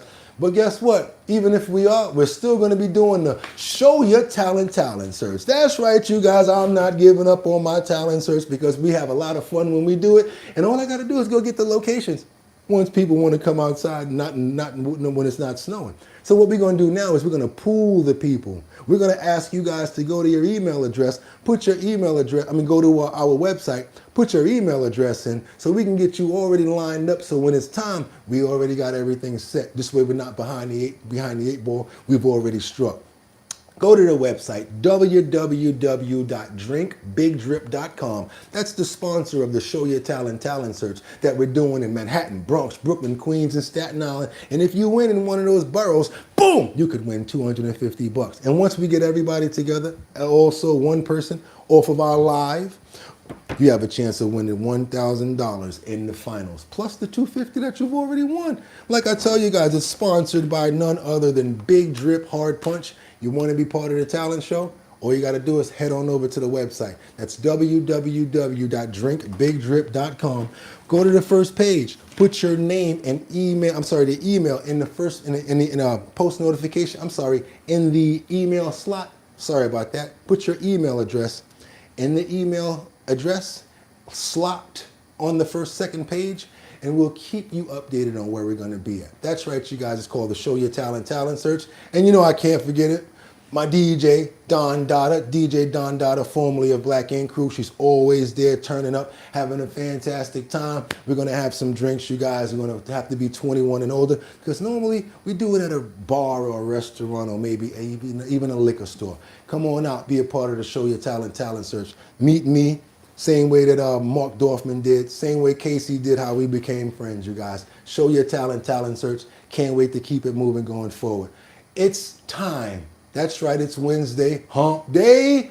We got to say those prayers even though to get out of here so that we have a fantastic day. We're safe, we're healthy. We got to pray for our animals as well as our friends and family, that we have good peace. We want to have communication, and we want to be able to speak to each other so that even if we don't agree, we will try to come to a pass and get to a point where we can learn how to get the ball rolling. That's what we're about over here at Our Bottom Line, and creating a good forum for dialogue. I want to pray right now I see John Boy, I see Casey Ramos, my boy. Thank you so much, Teddy. We also got Gringo Love here. Still Derek, thank you so much, Derek. I appreciate you. Liberty and Justice, oh my God. Thank you, Jeffrey Spilker, Batty Lynn. Also, Casey Ramos, thank you. I appreciate you. You know how we do, bro, for holding me down.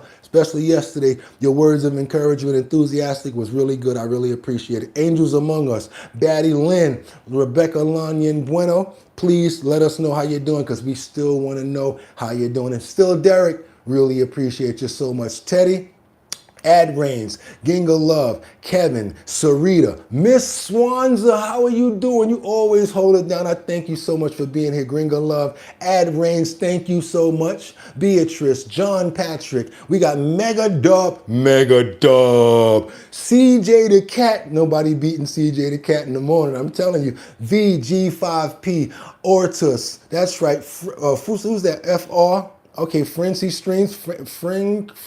3NC Streams, Miss Swanza, Ad Rains, Just James, Liberty and Justice, Jeffrey Spilker, Rebecca Lanyan Bueno, Two Pistols. I see Teddy Marcel, Gringa, D Unknown, Still Derek, Miss Swanza, Jeffrey Spilker. Thank you guys so much. I really appreciate you guys. I got an announcement that I'm going to make real soon, and I hope we make it there because God spares us. We're going to be able to do something legendary that I could not have been able to do without you guys.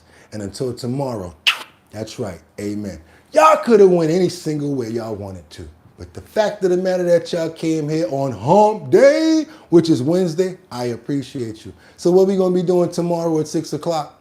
More trending topics, more current events, more of my antics, and the #1 co-host and family members in YouTube history, you guys, our bottom line. I appreciate you guys. Until later, y'all know how I say it. You could have went anywhere, but the fact of the matter that you came here to chill with me, I appreciate you. So until tomorrow, 6 o'clock, get 'em! Peace. See you guys in the morning.